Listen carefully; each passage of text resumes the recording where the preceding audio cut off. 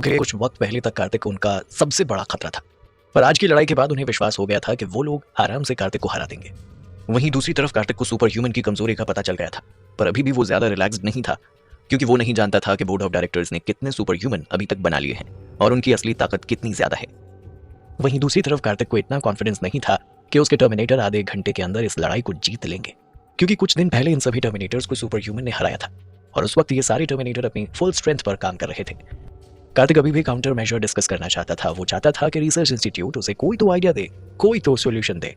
वहीं दूसरी तरफ रितिका ने जब देखा कि कार्तिक अभी भी टेंशन में है और कुछ देर सोचते हुए उसने कार्तिक से कहा, तुम्हें याद है कुछ दिन पहले मैंने क्या कहा था? मैंने कहा था कि हमें टाइगर सिक्योरिटी गार्ड्स की कॉम्बैट स्ट्रेंथ को बढ़ाना होगा। रितिका ने कुछ टाइम पहले इस बारे में बात की थी, पर कार्तिक इस बारे में भूल गया था। उसने बिना किसी आइडिया के अपनी गर्दन हिलाते हुए कहा, कैसा प्लान? क्या तुम कुछ बताओगी इसके बारे में? रितिका ने तुरंत कार्तिक को बताते हुए कहा, टाइगर सिक्योरिटी गार्ड्स और सुपर ह्यूमन की ताकत के बीच में अंतर को कम करने के लिए मैंने कुछ सोचा है। मैंने एक्सॉस्केलेशन आर्मर पर एक रिसर्च प्रोजेक्ट बनाया है और उसके बारे में मुझे कुछ रफ आइडिया है। रितिका की बात सुनकर कार्तिक ने तुरंत पूछा, एक्सॉस्केलेशन आर्मर? ये क्या सुपर ह्यूमन के अटैक को रोक सकता है? कार्तिक की बात सुनकर रितिका ने उसे कहा, in terms of overall strength it's still not enough, but it's still बेयरली enough. इतना कहकर रितिका ने एक रोलर को पुश कर दिया जो कैबिनेट में लगा हुआ था और अगले ही पल एक बड़ा सा दरवाजा खुला जिसमें 2 मीटर लंबा मेटल कैबिनेट था। दिखने में ये बहुत ही माइटी और डोमिनियरिंग लग रहा था, जो स्टैंडिंग साइड से पूरी तरह सील था। इसे देखकर कार्तिक ने शॉक के साथ पूछा, क्या ये वही एक्सॉस्केलेशन आर्मर है जिसके बारे में तुम बात कर रही थी? रितिका ने हाँ में अपनी गर्दन हिलाते हुए कहा, हाँ, ये सिर्फ एक प्रोटोटाइप है। जो मैंने बनाया है ये पूरी तरह सील है। इसे एनर्जी और ऑटोनोमस पावर से बनाया गया है और इसे हम पहन भी सकते हैं। कार्तिक बहुत ज्यादा शॉक्ड था। उसे लग रहा था कि जैसे उसके सामने किसी ने आयरन मैन बैटल सूट रख दिया हो, जिसके पास सारी पावर है, जिसे पहनकर कोई आम इंसान भी एक आयरन मैन बन सकता है। रितिका ने आगे कार्तिक से कहा, जरूरी नहीं कि इसे टाइगर सिक्योरिटी गार्ड्स ही पहने, कोई आम इंसान भी इसे पहन सकता है। इसकी कॉम्बैट स्ट्रेंथ 1+1 इंक्रीज ना होकर मल्टीफोल्ड इंक्रीज होती है। कार्तिक इस वक्त काफी ज्यादा खुश था। उसे मानना पड़ रहा था कि रजत और रितिका को अपनी रिसर्च टीम में शामिल करके कार्तिक ने दुनिया के 2 बेस्ट जीनियसेस को अपने पास और अपनी तरफ कर लिया था। भले ही इस वक्त सिर्फ रिसर्च के लिए एक प्रोटोटाइप बनाया गया था, पर कार्तिक की सुपर फैक्ट्री में मास प्रोडक्शन करना कोई बड़ी बात नहीं थी। कार्तिक ने खुश होते हुए कहा, ठीक है, इसका प्रोडक्शन स्टार्ट करो। जितनी जल्दी हो सके हमें इसका मास प्रोडक्शन शुरू करना होगा। हालांकि अभी तक कार्तिक के लिए सरप्राइज खत्म नहीं हुए थे। कार्तिक को अभी एक सरप्राइज मिलना बाकी था। जल्दी ही रितिका कार्तिक को दूसरी लेबोरेटरी में लेकर आई। इस लेबोरेटरी में अलग अलग साइज के बहुत सारे ड्रोन्स रखे हुए थे और कई अजीब अजीब व्हीकल्स भी थे। इन्हें देखकर कार्तिक ने रितिका से पूछा, ये सब किस लिए है? रितिका ने कहा, मैंने सुना है कि तुम नागालैंड को सपोर्ट करने वाले हो और इनडायरेक्ट ईस्ट स्टेट से लड़ने वाले हो, इसीलिए मैंने कैजुअली ये ड्रोन बनवा दी ताकि पता चल जाए कि ये सूटेबल है या नहीं। रितिका की बात सुनकर कार्तिक ने मन ही मन कहा, इतना दिमाग कहाँ से लाते हैं ये लोग? मुझे समझ में नहीं आता, ये कैजुअली जितना कुछ कर जाते हैं मैं तो सोच समझ कर भी उतना सपने में भी ना कर पाऊँ। कार्तिक मन ही मन सोच रहा था कि उसके लोग उसे बहुत अच्छे से समझते हैं। सच में ये ड्रोन्स नागालैंड के बहुत काम आएंगे। कार्तिक जानता था कि सिर्फ पैसे देना काफी नहीं होगा, इसीलिए नागालैंड को इस तरह छोटी छोटी मशीन्स प्रोवाइड करनी होंगी जिससे ये लोग अपना काम बेहतर तरीके से कर सके। इस वक्त नागालैंड को सबसे ज्यादा मिलिट्री सपोर्ट की जरूरत थी। कार्तिक इन लोगों को टर्मिनेटर को तो नहीं भेज सकता था, पर ड्रोन्स जरूर भेज सकता था ताकि इन लोगों को मिलिट्री सपोर्ट मिल सके। कार्तिक ने खुश होते हुए कहा, तुम लोगों ने बहुत अच्छा काम किया है। अभी तक मैं काफी टेंशन में था, पर अब मैं रिलैक्स्ड हूँ। हमें जल्द से जल्द इसका मास प्रोडक्शन शुरू करना है। सेल्स बढ़ाने की वजह से कार्तिक की फैक्ट्री और प्रोडक्शन काफी ज्यादा एक्सपेंड हो गया था और कार्तिक पहले से ज्यादा स्पीड में इन प्रोडक्ट्स को मैन्युफैक्चर कर पा रहा था। विश्वास करना मुश्किल था, पर हर दिन कार्तिक की फैक्ट्री में 10,000 से ज्यादा फिनिश्ड प्रोडक्ट्स बन रहे थे। ऑर्डर देखकर कार्तिक रिसर्च इंस्टीट्यूट से बाहर निकला ही था कि तभी उसके पास नरेंद्र राठौर का कॉल आ गया। कॉल रिसीव करते ही दूसरी तरफ से नरेंद्र ने बहुत ही केयरफुल होते हुए कार्तिक से कहा, ब्रदर, मेरे पास तुम्हारे लिए एक जरूरी मैसेज है। इस वक्त नरेंद्र की आवाज में थोड़ी एक्साइटमेंट भी नजर आ रही थी। कार्तिक ने जब से अपने फैंटेसी स्टार सीरीज प्रोजेक्ट की एजेंटशिप नरेंद्र के परिवार को दी थी, तब से इन लोगों की डूबी हुई नैया ही पार हो गई थी और बहुत कम टाइम में ये लोग काफी अच्छा पैसा कमा रहे थे। कहीं ना कहीं कार्तिक की वजह से ही नरेंद्र और उसका परिवार फिर से अपनी पोजीशन बना पाया था। इसी वजह से नरेंद्र के मन में कार्तिक के लिए बहुत ज्यादा इज्जत थी। वहीं दूसरी तरफ कार्तिक ने नरेंद्र की बात सुनकर थोड़ा हैरानी से पूछा, क्या बताना है? कार्तिक एक्साइटमेंट में था, इसलिए ज्यादा समझ नहीं पाया, पर उसे लग रहा था कि शिपयार्ड में कुछ ना कुछ तो हुआ है, इसीलिए नरेंद्र इतना सीरियस होकर बोल रहा है। नरेंद्र ने कार्तिक से कहा, हमारे क्लाइंट ने बहुत बड़ी शिप का ऑर्डर दिया था, पर उसके साथ कुछ इश्यू हुआ है और इसी वजह से हमारा सारा पेमेंट रुक गया। ये बात सुनकर कार्तिक ने नरेंद्र से पूछा, तो उस शिप का क्या होगा? नरेंद्र ने कार्तिक से कहा, शिप पूरी तरह बनकर तैयार हो गया, क्योंकि अब क्लाइंट को शिप नहीं चाहिए, तो हम लोग नए क्लाइंट देख रहे हैं। क्या आप वो शिप लेना चाहेंगे? कार्तिक ने बिना 1 मिनट गवाए सीधे कहा, हाँ बिल्कुल, मुझे वो जहाज चाहिए। कार्तिक ने पैसों के बारे में पूछा भी नहीं और तुरंत डिसाइड कर लिया कि उसे वो जहाज हर हाल में चाहिए, क्योंकि वो जानता था कि ये जहाज ऑर्डिनरी नहीं है। ये जहाज एम्फीबियन ट्रांसपोर्ट शिप थी, जिसे स्मॉल एयरक्राफ्ट कैरियर के नाम से जाना जाता था। इस तरह के जहाज में बहुत सारे कॉम्प्रिहेंसिव फंक्शन होते हैं और इन्हें कई जगहों पर इस्तेमाल किया जा सकता है। इन जहाज़ों से न सिर्फ सामान और इंसानों को ही ट्रांसफर किया जा सकता है, बल्कि इन जहाज़ों पर हेलीकॉप्टर और बाकी लाइट एयरक्राफ्ट प्लेन्स भी लिफ्ट और लैंड किए जा सकते हैं। कार्तिक को हर हाल में समुद्र में अपनी ताकत बढ़ानी थी और फिलहाल कार्तिक के पास इस ताकत को बढ़ाने के लिए इमीडिएट सॉल्यूशन था नहीं। कम से कम एक स्मॉल एयरक्राफ्ट करियर आने से समुद्र में कार्तिक की ताकत की शुरुआत तो हो जाएगी। और फिर नागालैंड को सपोर्ट करने के लिए कार्तिक के पास खुद का ट्रांसपोर्ट रिसोर्स होना चाहिए, जिससे दूसरे लोगों को शक ना हो और ज्यादा लोग इन्वॉल्व ना हो। कार्तिक ने नरेंद्र से कहा, जल्द से जल्द वो जहाज मुझे अपने इलाके में चाहिए। इस जहाज के लिए तुम्हें कितने पैसे चाहिए मुझे बताओ, मैं अभी किसी भी तरह से ट्रांसफर करवा देता हूँ। कार्तिक की बात सुनकर नरेंद्र ने तुरंत कहा, ये आप कैसे बात कर रहे हैं ब्रदर, पैसे जरूरी नहीं है, हमारी दोस्ती जरूरी है। इन्होंने कुछ सेकंड्स बात की और फिर फोन रख दिया। और कार्तिक जानता था कि बिना पैसों के कुछ नहीं होता है, इसीलिए उसने 10 बिलियन रुपीस नरेंद्र के अकाउंट में ट्रांसफर कर दिए। अगले कुछ ही दिनों में नरेंद्र ने वो जहाज कार्तिक को भिजवा दी थी। कार्तिक पोर्ट पर खड़ा होकर उस जहाज को देख रहा था। कार्तिक इस वक्त काफी एक्साइटेड था, क्योंकि आज से समुद्र में उसकी धाक बननी शुरू होने वाली थी। इस जहाज के साथ साथ कार्तिक ने पानी में उस सबमरीन को भी मॉडिफाई करके उतार दिया था, जिसे उसने विध्वंस राणा के लोगों से पकड़ा था। इस सबमरीन में कार्तिक ने पुराने इंजन और कंट्रोल इक्विपमेंट को हटाकर अपनी सुपर बैटरी और आर्टिफिशियल इंटेलिजेंस टर्मिनल को ऐड कर दिया था। मैगी ने कार्तिक से कहा, हमने अभी तक इन दोनों शिप और सबमरीन को नाम नहीं दिया है। कार्तिक ने कुछ देर सोचा और फिर कहा, समुद्र की दुनिया में ये हमारी नई शुरुआत है, ताकि ताकत की शुरुआत, और इसीलिए हम इसे नेविगेटर एंड डॉन कहकर बुलाएंगे। कार्तिक ने नई जहाज में अपनी नई टेक्नोलॉजी को इंस्टॉल करवा दिया था, ताकि सब कुछ एडवांस टेक्नोलॉजी का हो। जब सारी तैयारी हो गई तो कार्तिक ने प्रिंस अब्दुल को अपने पास बुलाया और कहा, नागालैंड को सपोर्ट करने का ऑपरेशन हम अब से शुरू कर सकते हैं। मैं अनमैनेज्ड कॉम्बैट इक्विपमेंट उन्हें प्रोवाइड करवाऊंगा और ट्रांसपोर्ट शिप्स भी, और इसमें मुझे सैंड कंट्री की मदद भी चाहिए होगी। प्रिंस अब्दुल को पता था कि कार्तिक का आगे का प्लान क्या है, और इसीलिए उसने तुरंत हाँ में हाँ मिलाते हुए कहा, आप चिंता मत कीजिए मिस्टर मित्तल, हम लोग बिजनेस पार्टनर हैं और आपकी मदद करने में हमें कोई दिक्कत नहीं। प्रिंस अब्दुल स्पेशल प्लेन लेकर तुरंत सैंड कंट्री चले गए और अपनी रियल फैमिली के सीनियर शेख को सारी सिचुएशन बता दी। जैसे जैसे रॉयल फैमिली के शेख ये बात सुन रहे थे, वैसे वैसे उनकी खुशी और हैरानी बढ़ती जा रही थी। उन्हें विश्वास नहीं हो रहा था कि कार्तिक खुद चलकर उनसे मदद मांग रहा है। वो लोग हर हाल में कार्तिक के साथ अच्छे से अच्छा रिश्ता कायम करना चाहते थे, और ऐसे में अगर कार्तिक खुद चलकर उनसे मदद मांग रहा है तो इसका मतलब साफ था कि कार्तिक को उन पर विश्वास होना शुरू हो गया है। सैंड कंट्री काफी टाइम से नागालैंड को सपोर्ट कर रही थी, पर फिर भी नागालैंड इस लड़ाई में जीत नहीं पा रहा था, क्योंकि ईस्ट स्टेट के पास आर्मी की पावर थी। नागालैंड का जीत ना पाना कहीं ना कहीं सैंड कंट्री की हार भी थी। पर अब चीज अच्छी हो गई थी। कार्तिक के सपोर्ट से नागालैंड सिर उठाकर फिर से लड़ पाएगा। ऐसे में विध्वंस राणा की मुश्किलें बढ़ेंगी और कहीं ना कहीं सैंड कंट्री भी अपनी ताकत बढ़ाएगा। उसे कार्तिक का विश्वास और सपोर्ट दोनों मिलेगा, और साथ ही साथ नागालैंड की वजह से जो हार का सामना उन्हें करना पड़ा है, एक बार फिर से वो लोग म्यांमार के सामने अपना सिर उठाएंगे। प्रिंस अब्दुल ने अपने रॉयल फैमिली के लोगों से कहा, आप सब लोग चिंता मत कीजिए, मिस्टर मित्तल ने जो अनमैन्ड कॉम्बैट इक्विपमेंट भेजे वो फर्स्ट स्मॉल स्केल बैटल के लिए काफी है। जैसे ही वहां बैठे हुए लोगों ने अनमैन्ड इक्विपमेंट सुना तो हर कोई हैरान रह गया। क्या मिस्टर मित्तल ने खुद अनमैन्ड कॉम्बैट इक्विपमेंट को सेल्फ प्रोड्यूस करवाया है? ये कैसे काम करता है और इसकी परफॉर्मेंस कैसी है? हर कोई इस वक्त काफी ज्यादा एक्साइटेड था। इन लोगों की एक्साइटमेंट देखकर प्रिंस अब्दुल ने कहा, मिस्टर मित्तल की फैक्ट्री से बने हैं तो वर्ल्ड क्लास परफॉर्मेंस ही होगी। प्रिंस अब्दुल को इस वक्त पूरा कॉन्फिडेंस था कि कार्तिक के बने हुए प्रोडक्ट्स में कोई कमी हो ही नहीं सकती, क्योंकि जब से इन लोगों ने सुपर बैटरी, आर्टिफिशियल इंटेलिजेंस और बाकी ताकत देखी तब से इन्हें समझ में आ गया था कि कार्तिक वाकई किंग है। क्या लगता है आपको, पानी में अपनी ताकत बढ़ाने के बाद कार्तिक तैयार है मित्तल परिवार से बदला लेने के? प्रिंस अब्दुल, क्या आप जानते हैं कि मिस्टर मित्तल के इन इक्विपमेंट्स की क्या कीमत है? अगर हम इन्हें खरीदना चाहें तो क्या मिस्टर मित्तल हमें ये बेचेंगे?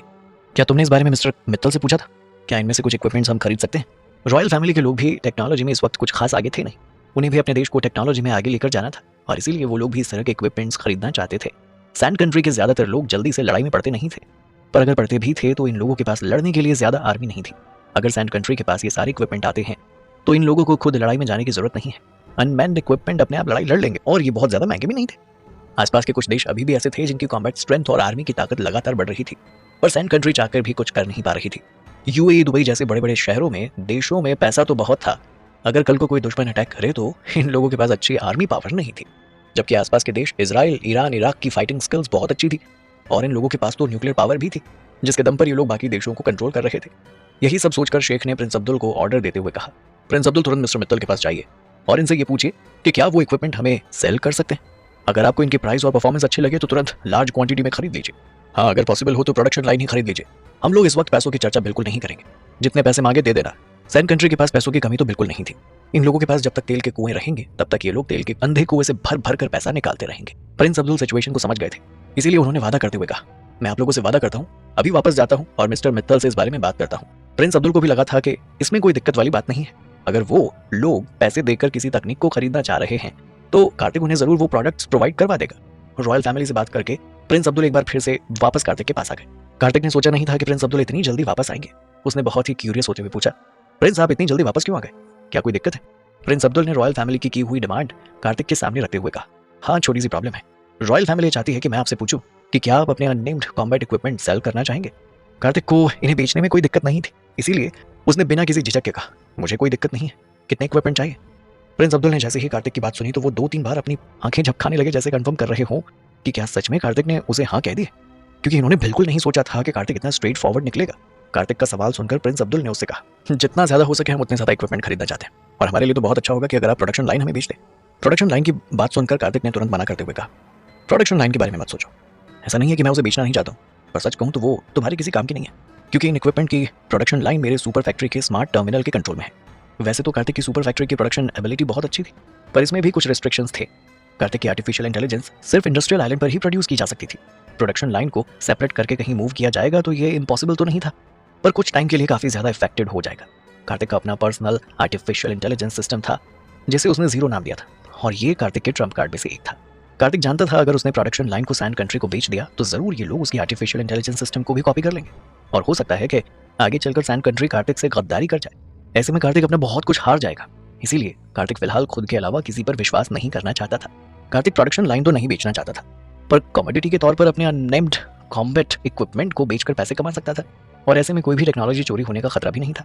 कार्तिक ने प्रिंस अब्दुल से कहा, अगर आप लोग प्रोडक्ट खरीदना चाहते हैं तो मैं आप लोगों को सेल कर सकता हूँ, मुझे इसमें कोई दिक्कत भी नहीं है। क्या तुम इस कॉम्बैट इक्विपमेंट की असली ताकत देखना चाहोगे? प्रिंस अब्दुल तो कब से ख्वाहिश वाले बैठे हुए थे, उन्हें भी देखना था कि अनमैन्ड कॉम्बैट इक्विपमेंट कैसे काम करते हैं और इनकी कितनी ताकत है। जल्दी ही कार्तिक और Prince Abdul reflecting moon island के सीक्रेट प्लेस पर पहुंचे। रिफ्लेक्टिंग मून आइलैंड काफी ज्यादा बड़ा है, और इतने टाइम में इसका कुछ हिस्सा ही डेवलप हो पाया है, बाकी का एरिया अभी भी इनहैबिटेड है। यहाँ पर कोई भी इक्विपमेंट ड्रिल नहीं देख सकता है। दोनों ही जल्दी ही एक टेम्परेरी लोकेशन पर पहुंचे, जहाँ पर कुछ एक्टिविटी रूम बने हुए थे। इन सभी रूम में अनमैन्ड कमांड डिवाइसेस लगे हुए थे। इसका ऑपरेशन प्रोसेस भी बहुत ईजी था, ऐसा लग रहा था जैसे कोई ऑनलाइन गेम खेल रहे हो। ज्यादातर सभी कॉम्प्लिकेटेड मूवमेंट्स को आर्टिफिशियल इंटेलिजेंस अपने आप हैंडल कर लेता था, और जो बच जाता था उसे मैन्युअली ऑपरेट और सेलेक्ट कर लिया जाता था। यहाँ के एक लकड़ी के बने हुए कमरे के बाहर छोटा सा एयरपोर्ट भी था, जहाँ पर डिफरेंट मॉडल के कुछ ड्रोन पार्क थे और कुछ अनमैन्ड कार्स पार्क थी।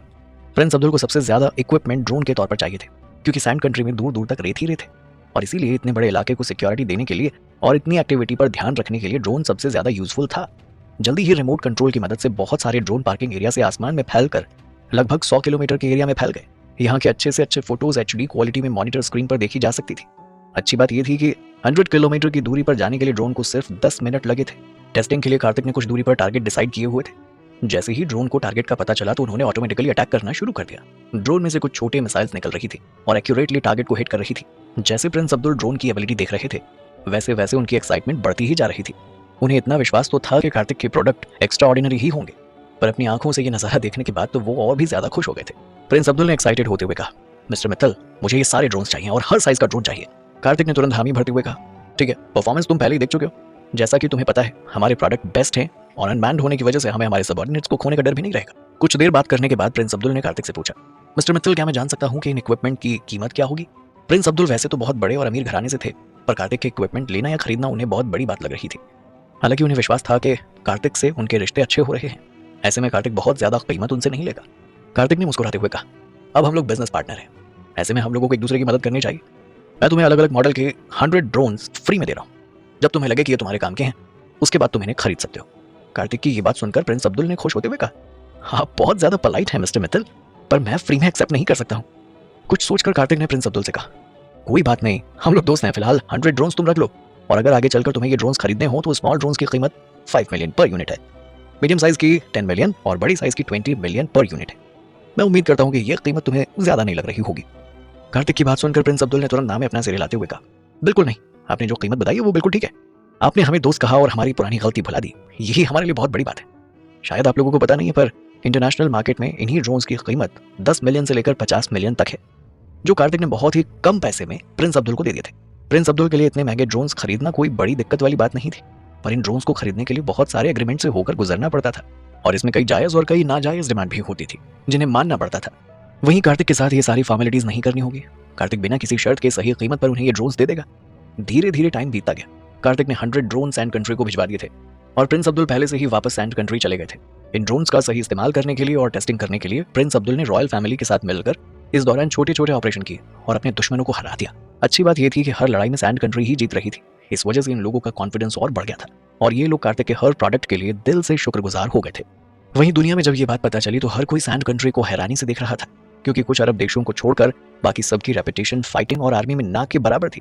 इन लोगों के पास पैसा बहुत ज्यादा था, लग्जरी सामान भी बहुत था, पर वो इज्जत नहीं थी जो अमेरिका, चाइना और इंडिया जैसे देशों को मिली हुई थी। सैंड कंट्री की बढ़ती हुई ताकत देखकर उसके आसपास के देश खुद को इस पोजीशन पर देखना चाहते थे, क्योंकि आर्मी और फाइटिंग के मामले में ये लोग भी UAE की तरह काफी पीछे थे। ये सभी देश जानना चाहते थे कि आखिर सैंड कंट्री के पास इतने सारे एडवांस इक्विपमेंट आए कहाँ से। बहुत सारे देशों के रिप्रेजेंटेटिव प्रिंस अब्दुल के पास आए और उनसे पूछने लगे कि उन्होंने ये सारे ड्रोन्स कहाँ से खरीदे। हालांकि प्रिंस अब्दुल ने उन्हें कुछ भी बताया नहीं। वहीं दूसरी तरफ कार्तिक भी इन सारी चीज़ों को ज़्यादा कॉम्प्लिकेटेड नहीं करना चाहता था। उसने ये सारे हथियार बोर्ड ऑफ डायरेक्टर्स और उनका साथ देने वाले दुश्मनों को हराने के लिए बनाए थे, ना कि बेचने के लिए। कार्तिक तो चाहता ही नहीं था कि बोर्ड ऑफ डायरेक्टर्स तक ये बात पहुंचे। हालांकि कुछ दिन के बाद एक और शॉकिंग न्यूज़ पूरी दुनिया में फैल गई। बहुत सारे देशों को पता चला कि नागालैंड के पास भी बिल्कुल इसी तरह के हथियार पाए गए हैं जो सैंड कंट्री के पास है। और इससे भी बड़ी न्यूज़ ये है कि नागालैंड ने मिजोरम और आसपास के ईस्ट स्टेट पर से अपनी पुरानी सिचुएशन पाली है और एक बार फिर से आज़ाद हो गया है। एक बार फिर से नागालैंड अपने आसपास के और विध्वंस राणा के स्टेट से पूरे जोश के साथ मुकाबला करने को तैयार है। कुछ लोगों को तो ये भी पता चला कि नागालैंड ने पिछले कुछ टाइम में विध्वंस राणा के इलाके की लैंड फोर्स को पूरी तरह से डिस्ट्रॉय कर दिया था। क्या होगा जब बोर्ड ऑफ डायरेक्टर्स की नजरों में इन हथियारों की खबर आएगी। दुनिया के कई देशों को पता चल गया था कि नागालैंड के पास भी वही अनमैन्ड कॉम्बैट इक्विपमेंट है जो इस वक्त सैंड कंट्री के पास है। और ये बात सब लोगों को हैरान कर रही थी। नागालैंड एक बार फिर से अपनी पोजीशन को हासिल कर चुका था और विध्वंस राणा से मुकाबला करने के लिए तैयार था। लोगों को इतना तो समझ में आ रहा था कि सैंड कंट्री और नागालैंड दोनों के पास इतनी ताकत नहीं है कि वो इन इक्विपमेंट्स को बना सके। भले ही सैंड कंट्री के पास कितना भी पैसा क्यों ना हो, पर टेक्नोलॉजी के मामले में अभी भी सैंड कंट्री बहुत पीछे थी। धीरे धीरे कार्तिक को पता चल गया था कि उसके इक्विपमेंट की डिमांड पूरे दुनिया में है और इस बात का एहसास भी हो गया था कि उसकी ये ताकत हर कोई हासिल करना चाहता है। इसी वजह से कार्तिक ने डिसाइड किया था कि वो सबको बेचेगा नहीं और ना ही किसी प्रोजेक्ट के तौर पर इसे सेल करेगा। प्रिंस अब्दुल से बहुत सारे लोग ये बात पूछ चुके थे और वो सबको मना करके थक गए थे। इसीलिए ना चाहते हुए भी प्रिंस अब्दुल को कार्तिक के पास आना पड़ा। उन्होंने परेशान होते हुए कार्तिक से कहा, mister Mittal, unmanned combat equipment का प्रोडक्शन कैसा चल रहा है? बहुत सारे लोग मुझसे पूछ रहे हैं कि मैंने ये इक्विपमेंट खरीदे कहाँ से। प्रिंस अब्दुल की बात सुनकर कार्तिक ने थोड़ा हैरान होते हुए कहा, क्या सच में बहुत सारे लोगों ने मेरे इन प्रोडक्ट्स को खरीदने में इंटरेस्ट दिखाया है? कार्तिक की बात सुनकर प्रिंस अब्दुल ने तुरंत कहा, आपसे लिए इक्विपमेंट से हमने कुछ छोटी मोटी लड़ाइयाँ लड़ी, उसके बाद आसपास के हर देश की नजर हम पर और नागालैंड पर आ गई है। हर कोई जानना चाहता है कि ये इक्विपमेंट कहाँ से आए। पर आप चिंता मत कीजिए, आपके दिए हुए इंस्ट्रक्शन के साथ मैंने ये बात किसी को नहीं बताई है।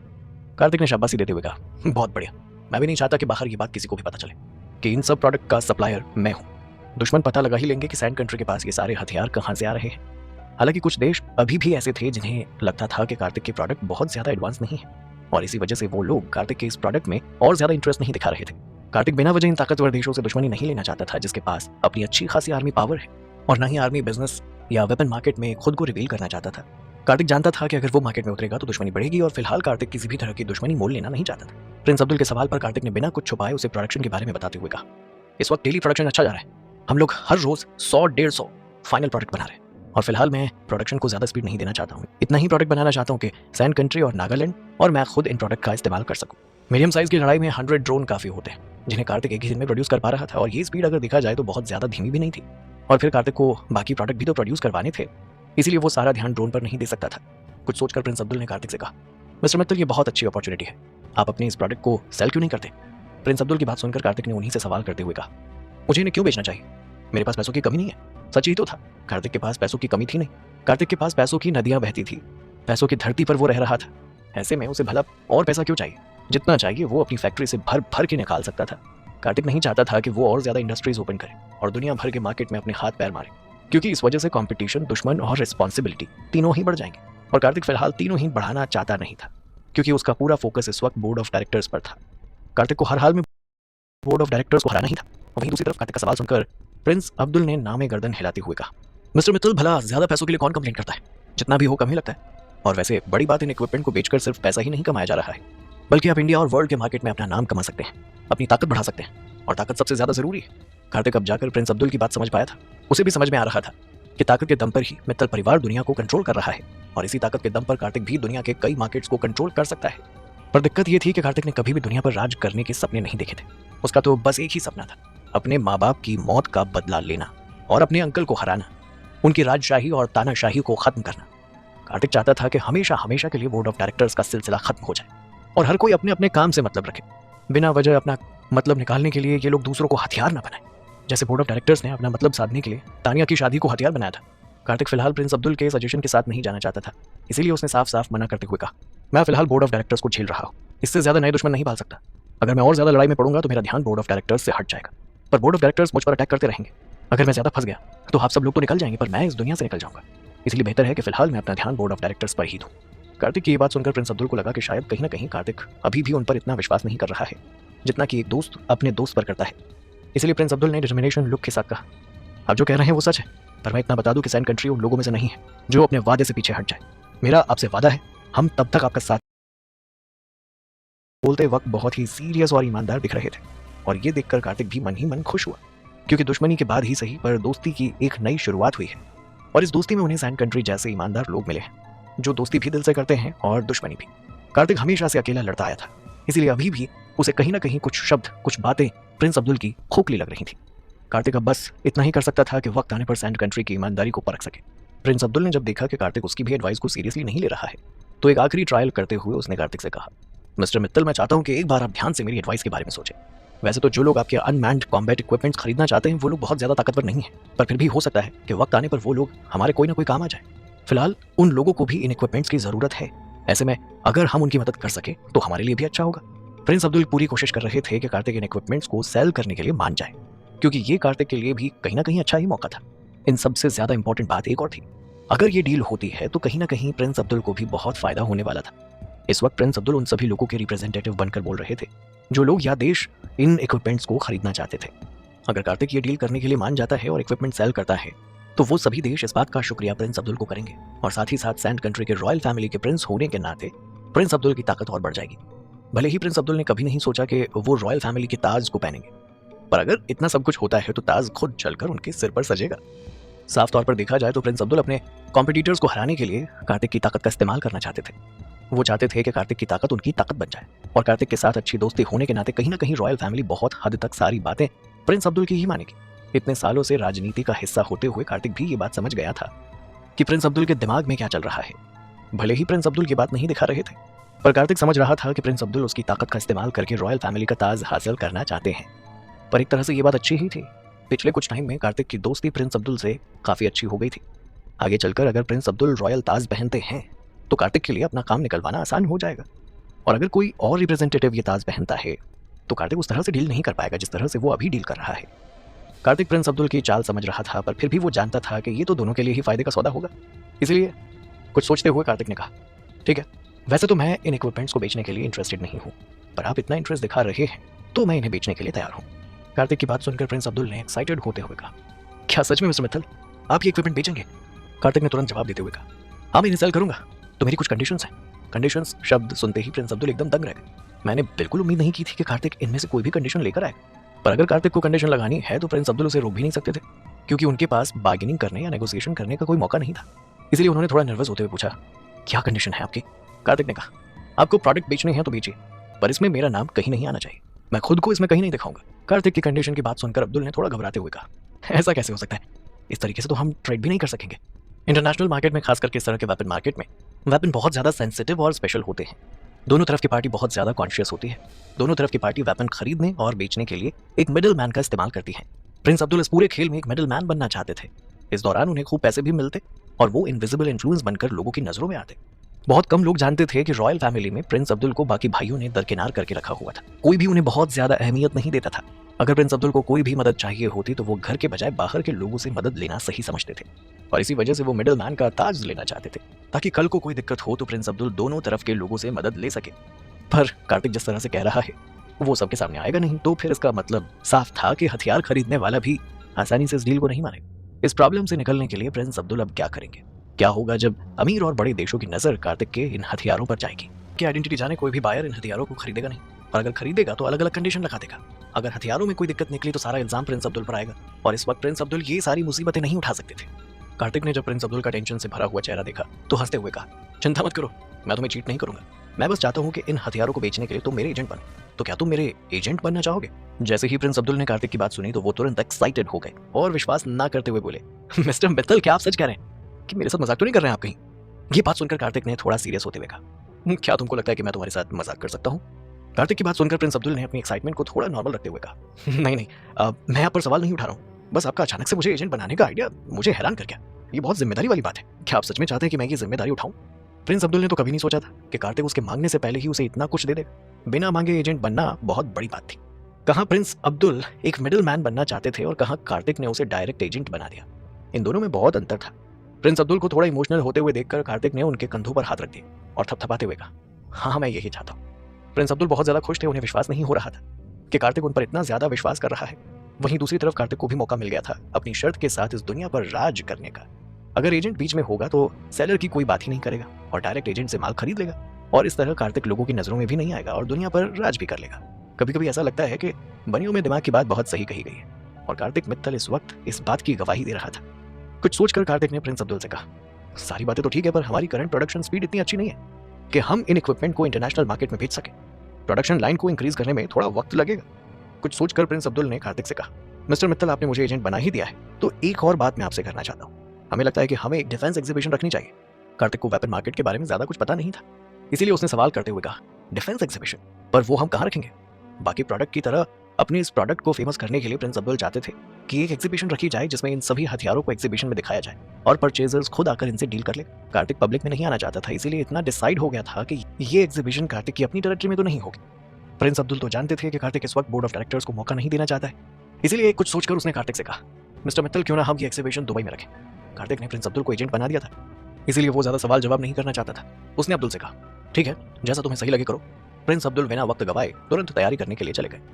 दुबई बहुत बड़ा शहर था और सैंड कंट्री यूएई में ही आता था, और इस वजह से कार्तिक को वहां जाकर डील करने में कोई दिक्कत नहीं थी। प्रिंस अब्दुल ने जल्दी ही सारी तैयारियां कर ली। कुछ दिनों में उन्होंने एग्जीबिशन भी रखा। कार्तिक को बिल्कुल उम्मीद नहीं थी कि प्रिंस अब्दुल इतनी जल्दी ये सब काम कर लेंगे।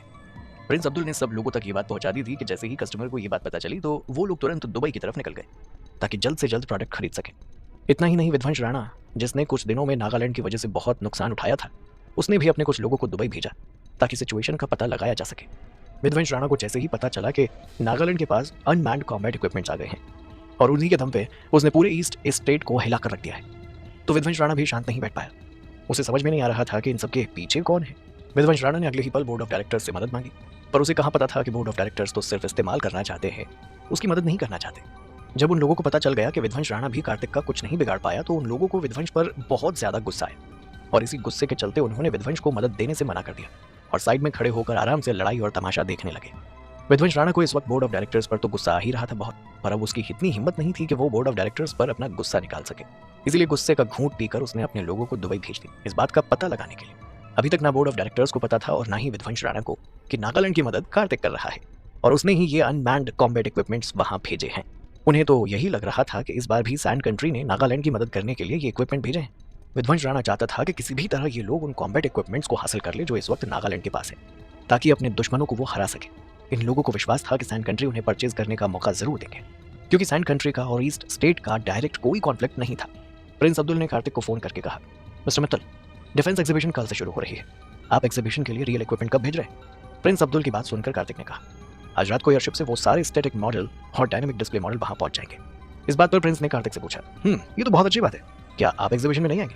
कार्तिक ने कुछ देर सोचकर कहा, मैं भी वहां पर आऊंगा, पर किसी को पता नहीं चलना चाहिए। प्रिंस अब्दुल ने तुरंत वादा करते हुए कहा, मैं समझ गया, आप चिंता मत कीजिए, यहाँ किसी को भी पता नहीं चलेगा। रॉयल फैमिली ने पहले ही सारे इंतजाम करवा दिए, कोई भी आपके आने की इन्फॉर्मेशन लीक नहीं करेगा। वैसे तो कार्तिक को रॉयल फैमिली पर ज्यादा विश्वास था नहीं, पर फिर भी प्रिंस अब्दुल की बात पर कहीं ना कहीं कार्तिक विश्वास कर सकता था।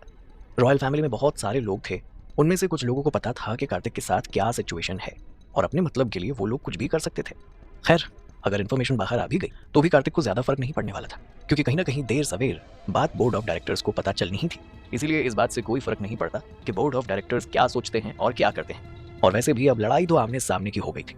इतना बड़ा शहर होने की वजह से दुबई में अक्सर बहुत सारे बड़े बड़े इवेंट होते रहते थे। कार्तिक भी जल्दी ही अपने अनमैन्ड इक्विपमेंट लेकर दुबई पहुंच गया। जैसे ही कार्तिक की प्राइवेट प्लेन दुबई के एयरपोर्ट पर लैंड हुई तो प्रिंस अब्दुल अपने लोगों के साथ वहां कार्तिक का वेलकम करने के लिए खड़े थे। मिस्टर मित्तल, मैंने आपके लिए होटल अरेंज कर दिया है, चलिए हमारी गाड़ी से चलते हैं। मैं पहले वहां आपको रेस्ट करने के लिए आपके रूम तक छोड़ देता हूँ। प्रिंस अब्दुल की बात सुनकर कार्तिक ने मना करते हुए कहा, इसकी कोई जरूरत नहीं है, मुझे होटल के बारे में पता है, मैं चला जाऊंगा, पर तुम पहले जाकर इन सारे इक्विपमेंट्स को सेटल डाउन करो। प्रिंस अब्दुल ने तुरंत कार्तिक की बात मान ली और वहां से जाने लगे। जाने से पहले उन्होंने कार्तिक से कहा, आपकी ट्रिप वहां कैसे होगी? कार्तिक ने प्रिंस अब्दुल से कहा, मुझे कुछ पास दे दो, जैसे ही इवेंट स्टार्ट होगा मैं उन्हें इस्तेमाल करके अंदर आ जाऊंगा, पर किसी को भी मेरी आइडेंटिटी का पता नहीं चलना चाहिए। प्रिंस अब्दुल ने तुरंत कार्तिक की बात मानी और उन्हें कुछ पासेस दे दिए। कार्तिक जल्दी ही वहां से अपने होटल की तरफ निकल गया। कार्तिक जिस होटल में रुकने वाला था वो एक 7 स्टार होटल था, दुबई का ये फेमस 7 स्टार होटल, जो किसी ओपन सेल की तरह लगता था। इसकी बनावट भी बहुत ज्यादा यूनिक थी, अंदर से और बाहर से बहुत ही खूबसूरती से सजा हुआ था और इसका यूनिक एस्थेटिक टेस्ट बताता था कि इसे कितने अमीर लोग पसंद करते हैं। इस होटल में ज्यादातर बिलियनियर लोग रुकने आते थे। कई बार तो दुबई के प्रिंस और शेख कई महीनों तक इस होटल के स्वीट्स में रुकते थे और इस होटल में एक रात रुकने के लिए कम से कम 6 से 7 लाख रुपए देने पड़ते थे।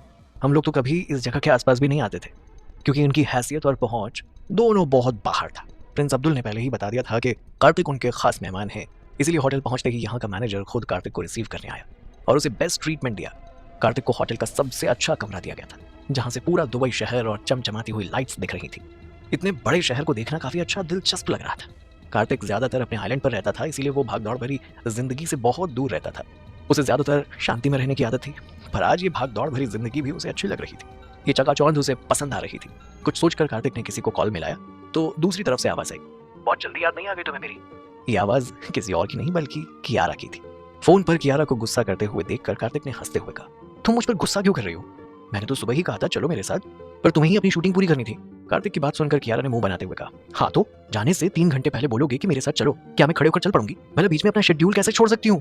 कार्तिक आगे कुछ बोलने ही वाला था, तभी कियारा ने फिर से उसे रोकते हुए कहा, अगर तुम्हें मुझसे बहस करनी है या लड़ना है ना तो फोन रख दो। एक तो मैं पूरे दिन से थक कर आई हूँ और अभी भी तुम्हें मुझसे लड़ाई करनी है। कियारा की बात सुनकर कार्तिक ने अपने मुंह पर हाथ रख लिया, क्योंकि उसे समझ में नहीं आ रहा था कि वो लड़ा कब था। उसने तो प्यार से कियारा से बात करने के लिए फोन किया था, पर जब से फोन मिला है तब से कियारा खुद से शिकायतें किए जा रही थी। कार्तिक ने अपने मन ही मन फोन को देखकर कहा, ये लड़कियां कभी नहीं सुधर सकती। चल बेटा कार्तिक, अब तुझे ही मनाना होगा इसे। यही सोचकर कार्तिक ने बहुत प्यार से कियारा से कहा, अच्छा ठीक है, मेरी गलती थी, अब ये बताओ कि तुम्हारी शूटिंग कैसी रही? कार्तिक को इतना प्यार से बात करते हुए देखकर कियारा के चेहरे पर भी मुस्कान आ गई और उसने मुस्कुराते हुए कहा, शूटिंग तो अच्छी थी, बाकी मैं और तुम साथ हैं ये बात सब लोगों को पता चल गई है। रिद्धिमा, सिया और बाकी लड़कियां मेरे पास आई थी और गुस्से में मुझे देख रही थी, जैसे मैंने कोई बहुत बड़ा कांड कर दिया हो। कुछ देर मुझे गुस्से में देखने के बाद उन लोगों ने मुझसे कहा कि मैं कार्तिक मित्तल को फंसा रही हूँ। मुझ में ऐसा कुछ नहीं है जो कार्तिक मित्तल मुझसे शादी करना चाहेगा। जैसे ही कार्तिक ने कियारा की बात सुनी तो उसे गुस्सा आ गया। उसने गुस्सा करते हुए कहा, हिम्मत कैसे हुई उन लड़कियों की तुमसे ऐसे बात करने की? शायद वो भूल रही हैं कि कार्तिक मित्तल किसी के बहकावे में नहीं आता, वो अपनी डिसीजन खुद लेता है, और अगर उन्हें मेरे और तुम्हारे रिश्ते से इतनी दिक्कत है तो मैं अभी उन लोगों को कंपनी से बाहर कर देता हूँ, उसके बाद उनमें से किसी को भी कोई दिक्कत नहीं होगी। क्या रिद्धिमा और सिया को कार्तिक अपनी कंपनी से निकाल देगा? क्या करेगा कार्तिक इन लोगों के साथ, और कैसी जाएगी डिफेंस एग्जीबिशन दुबई के अंदर? कार्तिक उन लोगों का रिएक्शन गलत नहीं है, तुम एक राजा की तरह हो, तुम्हें सब लड़कियां पसंद करेंगी, पर फर्क इस बात से पड़ता है कि तुम किसे पसंद करते हो। और रही बात रिद्धिमा और सिया की, तो मुझे नहीं लगता कि तुम्हें उन्हें कंपनी से निकालना चाहिए। तुम बोल रहे हो सिया एक इंटरनेशनल सेलिब्रिटी है और हमारी पहली 2 फिल्मों की उसकी वजह से बहुत कमाई हुई है, बहुत नाम हुआ है। सिया के साथ कॉन्ट्रैक्ट खत्म करना ठीक नहीं। और रही बात रिद्धिमा की, तो वो तुम्हारे बचपन की दोस्त है, अगर तुम्हें लगता है कि उनका इंटरफेयर ज्यादा हो रहा है तो तुम उन्हें किनारे कर दो, बस प्रोफेशनल रिलेशनशिप रखो। और रही बात मेरी, तो मैं उन लोगों से अपने लेवल पर निपट लूंगी, तुम बिना वजह परेशान मत हो और अपनी एग्जीबिशन पर ध्यान दो। एक बात और कार्तिक, तानिया की चिंता मत करना, मैं और मैगी हैं यहाँ पर उसका ख्याल रखने के लिए। शूटिंग पूरी हो गई है, अब मैं सीधा तुम्हारे घर जा रही हूँ, 1-2 दिन में तुम वापस आ जाओगे, तब तक मैं घर पर ही हूँ। कार्तिक ने जब देखा कि कियारा बहुत समझदारी वाली बातें कर रही है तो कार्तिक ने मुस्कुराते हुए कियारा से कहा, तुम्हें नहीं लगता कि हम सब लोग बहुत जल्दी बड़े हो गए? मुझे तो मेरी मजबूरी की वजह से बड़ा होना पड़ा, पर तुम भी काफी जल्दी मैच्योर हो गई हो। कुछ साल पहले तक हम कॉलेज में साथ पढ़ते थे, छोटी छोटी बातों पर तुम नाराज हो जाया करती थी, पर अब देखो तुम हर चीज को हैंडल करना सीख गए हो। बस एक बार ये एग्जीबिशन पूरी हो जाए ना, उसके बाद कुछ दिनों में मैं तुमसे शादी कर लूंगा और ऑफिशियली मैं तुम्हें अपनी वाइफ बना लूंगा। उसके बाद किसी में हिम्मत नहीं होगी कि वो तुम्हारे बारे में कुछ भी गलत बोले।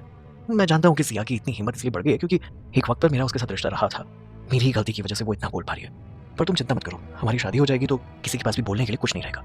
कियारा ने जैसे ही सुना कि कार्तिक जल्दी ही उससे शादी करने वाला है तो वो बहुत खुश हो गई और फोन पर ही कार्तिक को किस देते हुए बोली, शादी वाली बात करके तुमने सच में मुझे बहुत खुश कर दिया, जल्दी से आ जाओ, पूरी प्लानिंग करेंगे। और इतना कहकर कियारा ने फोन रख दिया। कार्तिक आज बहुत खुश था क्योंकि काफी दिनों के बाद कार्तिक ने कियारा की आवाज सुनी थी और इसीलिए कार्तिक रिलैक्स होकर आराम कर पा रहा था। अगले ही दिन सुबह तैयार होकर कार्तिक जल्दी ही एग्जीबिशन के लिए चला गया। कार्तिक देखना चाहता था कि एग्जीबिशन में कितना दम है, और जैसे ही कार्तिक एग्जीबिशन के मेन गेट के पास आया तो वो काफी हैरान रह गया क्योंकि यहाँ पर पहले से बहुत लंबी लाइन लगी हुई थी। कार्तिक अपनी पहचान किसी को बताना नहीं चाहता था, इसीलिए वो भी बाकी लोगों की तरह लाइन में लग गया। उसने बड़ी सी टोपी और आंखों पर बड़े चश्मे पहन लिए ताकि कोई उसे पहचान ना पाए और साधारण लोगों की तरह जाकर लाइन में लग गया। आसपास में खड़े लोग आपस में बातें कर रहे थे कि इस प्रोडक्ट का असली मालिक कौन है और ये फाइटिंग इक्विपमेंट कहाँ से आए हैं। कुछ लोग तो ये भी कह रहे थे कि उन्हें डर लग रहा है कहीं आगे जाकर कुछ गलत ना हो जाए। तुम्हें किस बात की चिंता हो रही है? Defence exhibition Prince Abdul host कर रहे हैं, कहीं ना कहीं वो एक गारंटर का रोल प्ले कर रहे हैं। चिंता करने की कोई बात नहीं है। तुम्हें भी पता है कि प्रिंस अब्दुल को रॉयल फैमिली में ज्यादा वैल्यू नहीं दी गई। अगर आगे चलकर कोई दिक्कत हो गई तो हमें कोई जवाब नहीं देना होगा। एक प्रिंस को अपनी फैमिली में ज्यादा तवज्जो नहीं मिल रही थी, ऐसे में उसे किसने इतने इंपॉर्टेंट प्रोडक्ट का एजेंट बनाया है? तुम सही कह रहे हो, पर मुझे लगता है कि आज के एग्जीबिशन के बाद प्रिंस अब्दुल का काफी नाम हो जाएगा और अब प्रिंस अब्दुल और ज्यादा अनइम्पॉर्टेंट प्रिंस नहीं रहेंगे। उनका स्टेटस किसी रॉकेट की तरह एकदम से ऊपर जाएगा। कार्तिक जो बगल में खड़ा होकर सारी बात सुन रहा था, इस वक्त उसका मन हंसने को कर रहा था क्योंकि उसे भी पता था कि प्रिंस अब्दुल ने अपनी रेपुटेशन और वैल्यू बढ़ाने के लिए इस एग्जीबिशन को रखवाया था, जिसमें कहीं ना कहीं वो कामयाब भी हो रहा था। आसपास के देशों में प्रिंस अब्दुल की पहुंच बढ़ जाएगी और एजेंट होने के नाते हर कोई उसी से कनेक्ट करेगा, जिससे धीरे धीरे प्रिंस अब्दुल के कनेक्ट्स बढ़ते जाएंगे और उन्हें रॉयल फैमिली में बाकी लोगों पर डिपेंड होने की जरूरत नहीं पड़ेगी। कार्तिक के सामने 2-3 लोग खड़े हुए थे, वो आपस में ही बातें कर रहे थे। ये सब तो ठीक है भाई, पर मैंने देखा है कि तुम अपने साथ बहुत बड़ी टेक्निकल टीम लेकर आए हो। लगता है तुम यहाँ पर सिर्फ प्रोडक्ट देखने के लिए नहीं बल्कि खरीदने के लिए भी आए हो। सिर्फ मैं ही नहीं बल्कि ज़्यादातर लोग यहाँ पर प्रोडक्ट खरीदने आए हैं, क्योंकि हम लोगों ने इस प्रोडक्ट के बारे में बहुत कुछ सुन रखा है और मैं ये मौका गंवाना नहीं चाहता। वो सब तो ठीक है, पर मैंने सुना है कि डिमांड बहुत ज़्यादा है और प्रोडक्शन बहुत स्लो है। ऐसे में अब हम लोगों तक प्रोडक्ट आते आते बहुत टाइम हो जाएगा। रशियन आदमी ने कहा, हमारे देश में तो पहले ही आसपास के स्टेट से लड़ाई चल रही है, ऐसे में हमें तो बहुत ज़्यादा ज़रूरत है इस तरह के इक्विपमेंट्स की। टाइम बहुत बदल गया है, बिना एडवांस टेक्नोलॉजी के हम लोग अपनी राजशाही को बनाए नहीं रख सकते, चाहे डेमोक्रेसी हो या ना हो, पर काम अभी भी किंगडम के तरीके से ही करना पड़ता है। कार्तिक और उसके पीछे खड़े हुए सिक्योरिटी गार्ड्स अभी भी ध्यान से इन लोगों की बातें सुन रहे थे। इन लोगों को इतना गहरा डिस्कशन करते हुए देखकर सारे सिक्योरिटी गार्ड्स जोर जोर से हंसना चाहते थे। सामने खड़े लोग मन ही मन प्लानिंग कर रहे थे कि वो लोग प्रिंस अब्दुल को अच्छे अच्छे गिफ्ट्स देकर खुश कर देंगे ताकि उन्हें ज़्यादा से ज़्यादा हथियार मिल सके। इन्हें पता ही नहीं था कि प्रिंस अब्दुल तो खुद कार्तिक के आगे पीछे घूम रहे हैं ताकि फिर से अपनी पोजीशन को और अच्छी कर सके। जिस मैन्युफैक्चरर को ये लोग खुश करना चाहते थे वो तो जस्ट उनके पीछे ही खड़ा था, उनकी सारी बातें सुन रहा था। ये देखकर सारे सिक्योरिटी गार्ड्स मुंह दबाकर हंसने लगे। इन लोगों को हंसते हुए देखकर कार्तिक ने गुस्से से उन लोगों से कहा, तुम लोग हंसना बंद करो, अगर तुम्हारी वजह से मेरी आइडेंटिटी एक्सपोज हो गई ना, मैं तुम लोगों को बहुत मारूंगा। कार्तिक की बात सुनकर पीछे खड़े सिक्योरिटी गार्ड्स ने अपने मुंह पर हाथ रखते हुए कहा, सर हम हंसना तो नहीं चाहते पर हमारी हंसी कंट्रोल ही नहीं हो रही है। तभी एक सिक्योरिटी गार्ड ने कार्तिक को छेड़ते हुए कहा, सर क्यों ना हम इन लोगों को चुपचाप बता दें कि ये सारे प्रोडक्ट आप ही बना रहे हैं और फिर इन्हें डराएं, बहुत मजा आएगा। अपने सबॉर्डिनेट्स की ऐसी बातें सुनकर कार्तिक ने हंसते हुए और गुस्सा करके डांटते हुए कहा, तुम सब लोग दफा हो जाओ यहाँ से, मैं यहाँ पर लोगों को डराने नहीं आया हूँ। कार्तिक अपने लोगों से बात कर ही रहा था कि तभी उसकी नजर एक महंगी लग्जरी गाड़ी पर गई जो मिट्टी उड़ाते हुए उन्हीं की तरफ आ रही थी। कार्तिक को ये गाड़ी जानी पहचानी लग रही थी पर उसे याद नहीं आ रहा था कि उसने इस गाड़ी को कहाँ देखा था। तभी उस गाड़ी से दुबई का एक शेख मोहम्मद कैफी बाहर आया। मोहम्मद कैफी को देखकर कार्तिक समझ गया कि ये तो वही आदमी है जो कल रात कार्तिक से उसके होटल में टकराया था और जिससे कार्तिक की लिफ्ट को लेकर बहस हुई थी। कार्तिक ने क्यूरियस होते हुए खुद से कहा, ये आदमी यहाँ क्या कर रहा है। एक्चुअली मोहम्मद कैफी दुबई से नहीं थे बल्कि ओमान से थे और वहां पर उनका बड़ा नाम था। उन्हें अपनी शान और शौकात और पैसों से बहुत घमंड था, पर ओमान देश जल्दी से लोगों से कॉन्फ्लिक्ट में नहीं पड़ता था। इसी वजह से कार्तिक को समझ नहीं आ रहा था कि ओमान देश के लोग कार्तिक के बनाए अनबैंड कॉम्बैट इक्विपमेंट खरीदने क्यों आए हैं। कार्तिक भी अपनी बारी आने पर अंदर चला गया। कुछ लोग उसे इन प्रोडक्ट के बारे में बताना चाहते थे पर कार्तिक तो खुद इन प्रोडक्ट्स के बारे में अच्छे से जानता था, उसे किसी की बताने की जरूरत नहीं थी, इसलिए वो खुद ही इधर उधर घूमने लगा। यहाँ ज्यादातर लोग एग्जीबिशन देखने आए थे जबकि कार्तिक इन लोगों को देखने आया था। कार्तिक जानबूझकर इधर उधर घूम रहा था ताकि आसपास के लोगों की ओपिनियन जान सके और ये बात भी जान सके कि उसके प्रोडक्ट के बारे में लोग क्या सोचते हैं और अगर कोई कमी है प्रोडक्ट में तो कार्तिक उन्हें वक्त रहते सुधरवा ले। 2-3 घंटे यहाँ रुकने के बाद कार्तिक ने देखा कि उसके प्रोडक्ट की डिमांड काफी बढ़ गई और हर कोई इन प्रोडक्ट को खरीदना चाहता है। हर कोई इधर उधर प्रिंस अब्दुल को ढूंढ रहा है ताकि ऑर्डर बुक करवा सके, क्योंकि सबको पता था कि प्रोडक्शन स्लो है और इसीलिए जो जल्दी ऑर्डर देगा उसका ऑर्डर पहले फुलफिल होगा। कार्तिक ने देखा कि ये एक्सिबिशन ऑलमोस्ट सक्सेसफुल हो गई है और इसीलिए कार्तिक अब बस यहाँ से वापस जाना चाहता था ताकि वक्त रहते अपने घर पहुंच जाए, क्योंकि अब यहाँ पर दूर दूर तक धूल खाने के अलावा कोई काम बाकी नहीं था। कार्तिक यहाँ से जाने ही वाला था कि तभी उसने देखा प्रिंस अब्दुल उसे फोन कर रहे हैं। कार्तिक ने जैसे ही फोन उठाया तो प्रिंस अब्दुल ने दूसरी तरफ से कहा, सर एक प्रॉब्लम हो गई, मुझे आपकी मदद चाहिए। कार्तिक ने जैसे ही ये बात सुनी तो वो थोड़ा और हैरान हो गया। हैरान होते हुए बोला, क्या प्रॉब्लम हुई, क्या कोई बड़ी बात है। कार्तिक जानता था कि प्रिंस अब्दुल एजेंट बन गए हैं तो उनके पास ज्यादा से ज्यादा ऑर्डर रिसीव करने और उन्हें फुलफिल करने का ही काम है। ऐसे में कौन सी नई दिक्कत उन्हें आ सकती है जो वो खुद हैंडल नहीं कर सकते। कार्तिक आगे कुछ बोल पाता उससे पहले ही प्रिंस अब्दुल ने कार्तिक से कहा, ओमान से आए हुए प्रिंस अब्दुल कैफी ने और उनके लोगों ने मेरा रास्ता रोक लिया और वो लोग चाहते हैं कि पहले उनका ऑर्डर पूरा किया जाए। कार्तिक को इस बात में कोई दिक्कत नहीं थी, इसलिए उसने प्रिंस अब्दुल से कहा, अगर उन्हें पहले ऑर्डर पूरा करवाना है तो तुम उनका ऑर्डर पूरा कर दो। कार्तिक का सवाल सुनकर विवान ने जवाब देते हुए कहा, नहीं सर, ओमान के बारे में ऐसा कुछ भी सुनने में नहीं आया, बल्कि ऐसा कहा जाता है कि ओमान बहुत ज्यादा शांत, गंभीर और फ्रेंडली कंट्री है। सर अगर आप कहें तो मैं इंटरनली इस बात की इन्वेस्टिगेशन करवा सकता हूँ। विवान की बात सुनकर कार्तिक ने मना करते हुए कहा, अभी ये बात ज्यादा जरूरी नहीं है, रहने दो। कार्तिक ने प्रिंस अब्दुल को मैसेज करके कहा, मेरा इंतजार करो, मैं वहां आकर तुमसे बात करता हूँ। कार्तिक के मन में इस वक्त बहुत सारे सवाल चल रहे थे पर फिर भी कार्तिक वापस एग्जीबिशन एरिया में आ गया। यहाँ पर एक लॉन्च प्रिंस अब्दुल ने पहले से ही कार्तिक के बैठने के लिए तैयार करवा दिया था ताकि कोई भी डिस्टर्ब ना करे। कार्तिक जैसे ही वहां जाकर बैठा तो कुछ ही देर में प्रिंस अब्दुल भागते हुए कार्तिक के पास आए और गहरी लंबी सांस लेते हुए बोले, बहुत मुश्किल से उन लोगों से बचकर आया हूँ मिस्टर मित्तल। मानना पड़ेगा आपके इक्विपमेंट बहुत ज्यादा पॉपुलर हो गए। जो लोग अभी के अभी ऑर्डर प्लेस करना चाहते हैं वो लोग तो क्रेजी हो चुके हैं। चारों तरफ एसी लगा हुआ था फिर भी प्रिंस अब्दुल के माथे पर पसीना आया हुआ था। ऐसा लग रहा था जैसे वो लोगों को संभालते संभालते थक गए। कार्तिक ने प्रिंस अब्दुल को शांत करते हुए पूछा, मुझे डिटेल में बताओ आखिर ओमान के प्रिंस चाहते क्या है। कार्तिक का सवाल सुनकर प्रिंस अब्दुल ने हंसते हुए कहा, मुझे भी कुछ ज्यादा पता नहीं है। ओमान के प्रिंस मोहम्मद कैफी भागते हुए मेरे पास आए और बोले कि उन्हें 10,000 ड्रोन्स चाहिए और उन लोगों ने मुझ पर इतना प्रेशर बना दिया कि जैसे वो मुझे मार डालेंगे। वैसे तो इन लोगों को खुश होना चाहिए कि इनके प्रोडक्ट की डिमांड इतनी ज्यादा बढ़ गई है, पर कार्तिक और प्रिंस अब्दुल दोनों को टेंशन हो रही थी कि इतनी ज्यादा डिमांड को ये लोग कैसे एक साथ फुलफिल करेंगे और अगर एक ही कंट्री को सारा माल चला जाएगा तो बाकी लोग ऑब्जेक्शन करेंगे। ना तो कार्तिक और ना ही प्रिंस अब्दुल, दोनों का ही मकसद पैसा कमाना था नहीं। प्रिंस अब्दुल एजेंट इसीलिए बनना चाहते थे ताकि वो अपनी रॉयल फैमिली में अपनी इज्जत बढ़वा सके और क्राउन को हासिल कर सके। कुछ सोचकर प्रिंस अब्दुल ने कार्तिक से कहा, मिस्टर मित्तल, जितना मुझे पता है ओमान के प्रिंस को इन ड्रोन्स की बहुत ज्यादा जरूरत तो है नहीं, और ना ही वहां पर कोई कॉन्फ्लिक्ट चल रहा है। मैंने उन लोगों से पूछा उन्हें ये सारे इक्विपमेंट्स इतनी जल्दी क्यों चाहिए, तो भी उन लोगों ने कोई सेटिस्फैक्टरी जवाब नहीं दिया। मुझे लगता है कि ये लोग कुछ छुपा तो रहे हैं। कार्तिक ने कुछ सोचते हुए कहा, हमारे पास लिमिटेड इन्फॉर्मेशन है और हमें पता भी नहीं है कि उन लोगों को अर्जेंट इतने ड्रोन्स क्यों चाहिए। क्या लगता है तुम्हें अब हम क्या करें? प्रिंस अब्दुल ने कुछ सोचकर कहा, क्या ऐसा हो सकता है कि ओमान के प्रिंस हमसे ये वेपन खरीद कर किसी और देश को बेच रहे हो सकता है कि कोई और ओमान के बिहाफ पर ये वेपन खरीद रहा हो। कार्तिक को प्रिंस अब्दुल की बात कहीं ना कहीं सच लग रही थी। उसे भी लग रहा था कि शायद बोर्ड ऑफ डायरेक्टर्स कार्तिक के साथ ट्रिक प्ले कर रहे हैं और उसे फंसाने की कोशिश कर रहे हैं। कार्तिक के पास जो इन्फॉर्मेशन थी उसके हिसाब से बोर्ड ऑफ डायरेक्टर्स का ओमान कंट्री के साथ अच्छा रिश्ता है, और जिस हिसाब से ओमान कंट्री ने डिमांड की है उस हिसाब से कुछ न कुछ बोर्ड ऑफ डायरेक्टर्स और ओमान के बीच चल रहा है, जो कार्तिक की नजरों में अभी तक नहीं आया है। कार्तिक को ये बोर्ड ऑफ डायरेक्टर्स की चाल लग रही थी, पर इस बारे में वो कंफर्म नहीं था, इसीलिए उसने ये बात प्रिंस अब्दुल को नहीं बताई। प्रिंस अब्दुल ने जब देखा कि कार्तिक कुछ बोल नहीं रहा है तो उसने कार्तिक से कहा, मिस्टर मित्तल, क्यों ना हम डायरेक्ट ओमान को मना कर दें। वैसे भी हमने कभी प्लान नहीं किया था कि हम कोई ऐसा बिजनेस करेंगे। अगर हम इस बड़ी डील को मना भी कर देते हैं तो भी हमारे कस्टमर और उनके डिमांड पर कोई ज्यादा असर नहीं होगा। कार्तिक ने भी सहमत होते हुए कहा, हाँ तुम सही कह रहे हो, ओमान कंट्री मुझे कुछ सस्पिशियस लग रही है। एक काम करो, जाकर उन्हें मना कर दो। कार्तिक की बात मानकर प्रिंस अब्दुल वहां से मना करने के लिए चले गए। कार्तिक के बगल में विवान खड़ा था। उसने कार्तिक से कहा, सर क्या आपको भी लगता है कि ओमान के ऊपर बोर्ड ऑफ डायरेक्टर्स का कंट्रोल है? कार्तिक ने सोचते हुए कहा, ये कहना मुश्किल है, पर ओमान का बिहेवियर बहुत सस्पिशियस है। एक काम करो, किसी को भेजकर इन्वेस्टिगेशन करवाओ। कार्तिक का ऑर्डर सुनकर विवान तुरंत काम पर लग गया। कार्तिक अभी भी लॉन्च में बैठा हुआ था। तभी प्रिंस अब्दुल भागते हुए कार्तिक के पास आए और बोले, मिस्टर मित्तल, ओमान के प्रिंस का बिहेवियर बहुत ज्यादा एब्नॉर्मल है। ये बात सुनकर कार्तिक ने सवालिया लहजे में पूछा, अब क्या किया उन लोगों ने? प्रिंस अब्दुल ने बताया, मैंने जाते ही उन लोगों को मना कर दिया, पर वो लोग तो हार मानने को तैयार ही नहीं। उन लोगों ने कीमत भी बढ़ा दी, कह रहे हैं कि पैसे ज्यादा देने को तैयार है। प्रिंस अब्दुल की बात सुनकर कार्तिक का मुंह शौक से खुला रह गया। उसका मुंह आधा खुला हुआ था और आंखें हैरानी से फैली हुई थी। आज से पहले कार्तिक ने लोगों को सामान के लिए बार्गेनिंग करते हुए देखा था, पर यह पहला कस्टमर था जो खुद ही बहुत ज्यादा पैसे देने को तैयार था। कार्तिक को ऐसा लग रहा था जैसे अचानक ही कार्तिक टॉप कस्टमर से मिल गया हो। हालांकि जितना कार्तिक इसके बारे में सुन रहा था उतना ही उसका शक भी बढ़ता जा रहा था। प्रिंस अब्दुल की बातें सुनकर कार्तिक ने उससे पूछा, क्या ओमान का प्रिंस पागल हो गया, या फिर उसके पास बहुत ज्यादा ही पैसे हैं तो वो हथियारों पर खर्च करना चाहता है?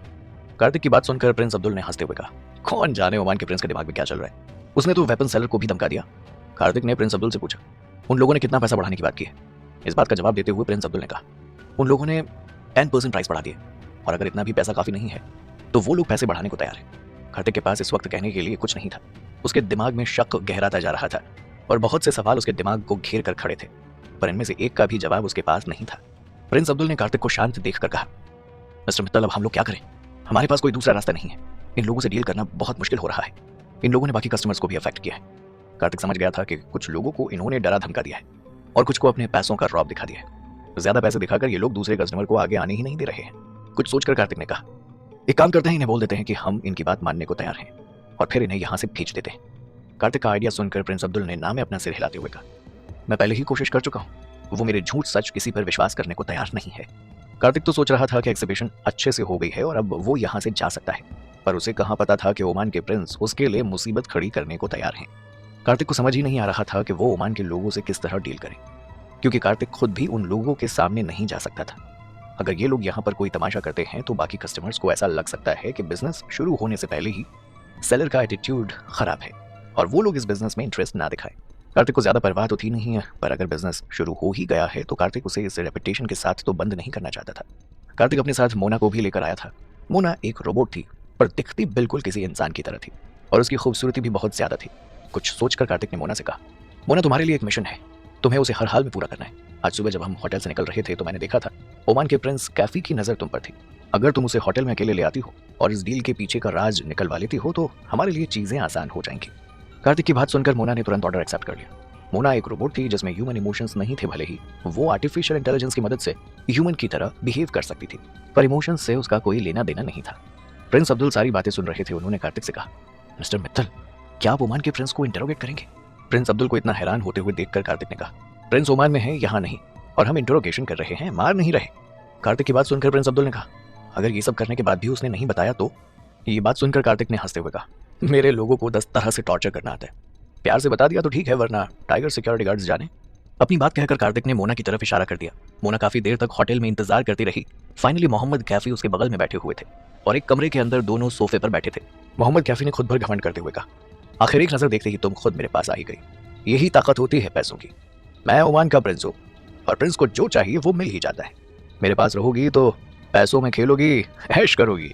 अपनी बात कहते वक्त मोहम्मद कैफी बार बार अपने हाथ में पहनी हुई डायमंड की अंगूठियां दिखा रहे थे, जो उन्होंने 10 के 10 अंगुलियों में पहनी हुई थी।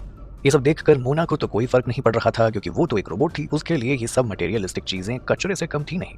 जितने फंक्शन उसमें डाले गए थे उस हिसाब से, आर्टिफिशियल इंटेलिजेंस के हिसाब से, मोना बस हल्की मुस्कान अपने चेहरे पर लाए मोहम्मद कैफी की बातें सुन रही थी। प्रिंस मोहम्मद कैफी अपनी ही बातें किए जा रहे थे। उन्हें कोई मतलब नहीं था कि मोना को इन सब में दिलचस्पी है भी या नहीं। उन्हें तो लगता था कि मोना उनके पास उनका पैसा और शोहरत देख कर आई है, पर शायद उन्हें पता नहीं था कि कुछ देर बाद उनकी बैंड बजने वाली है।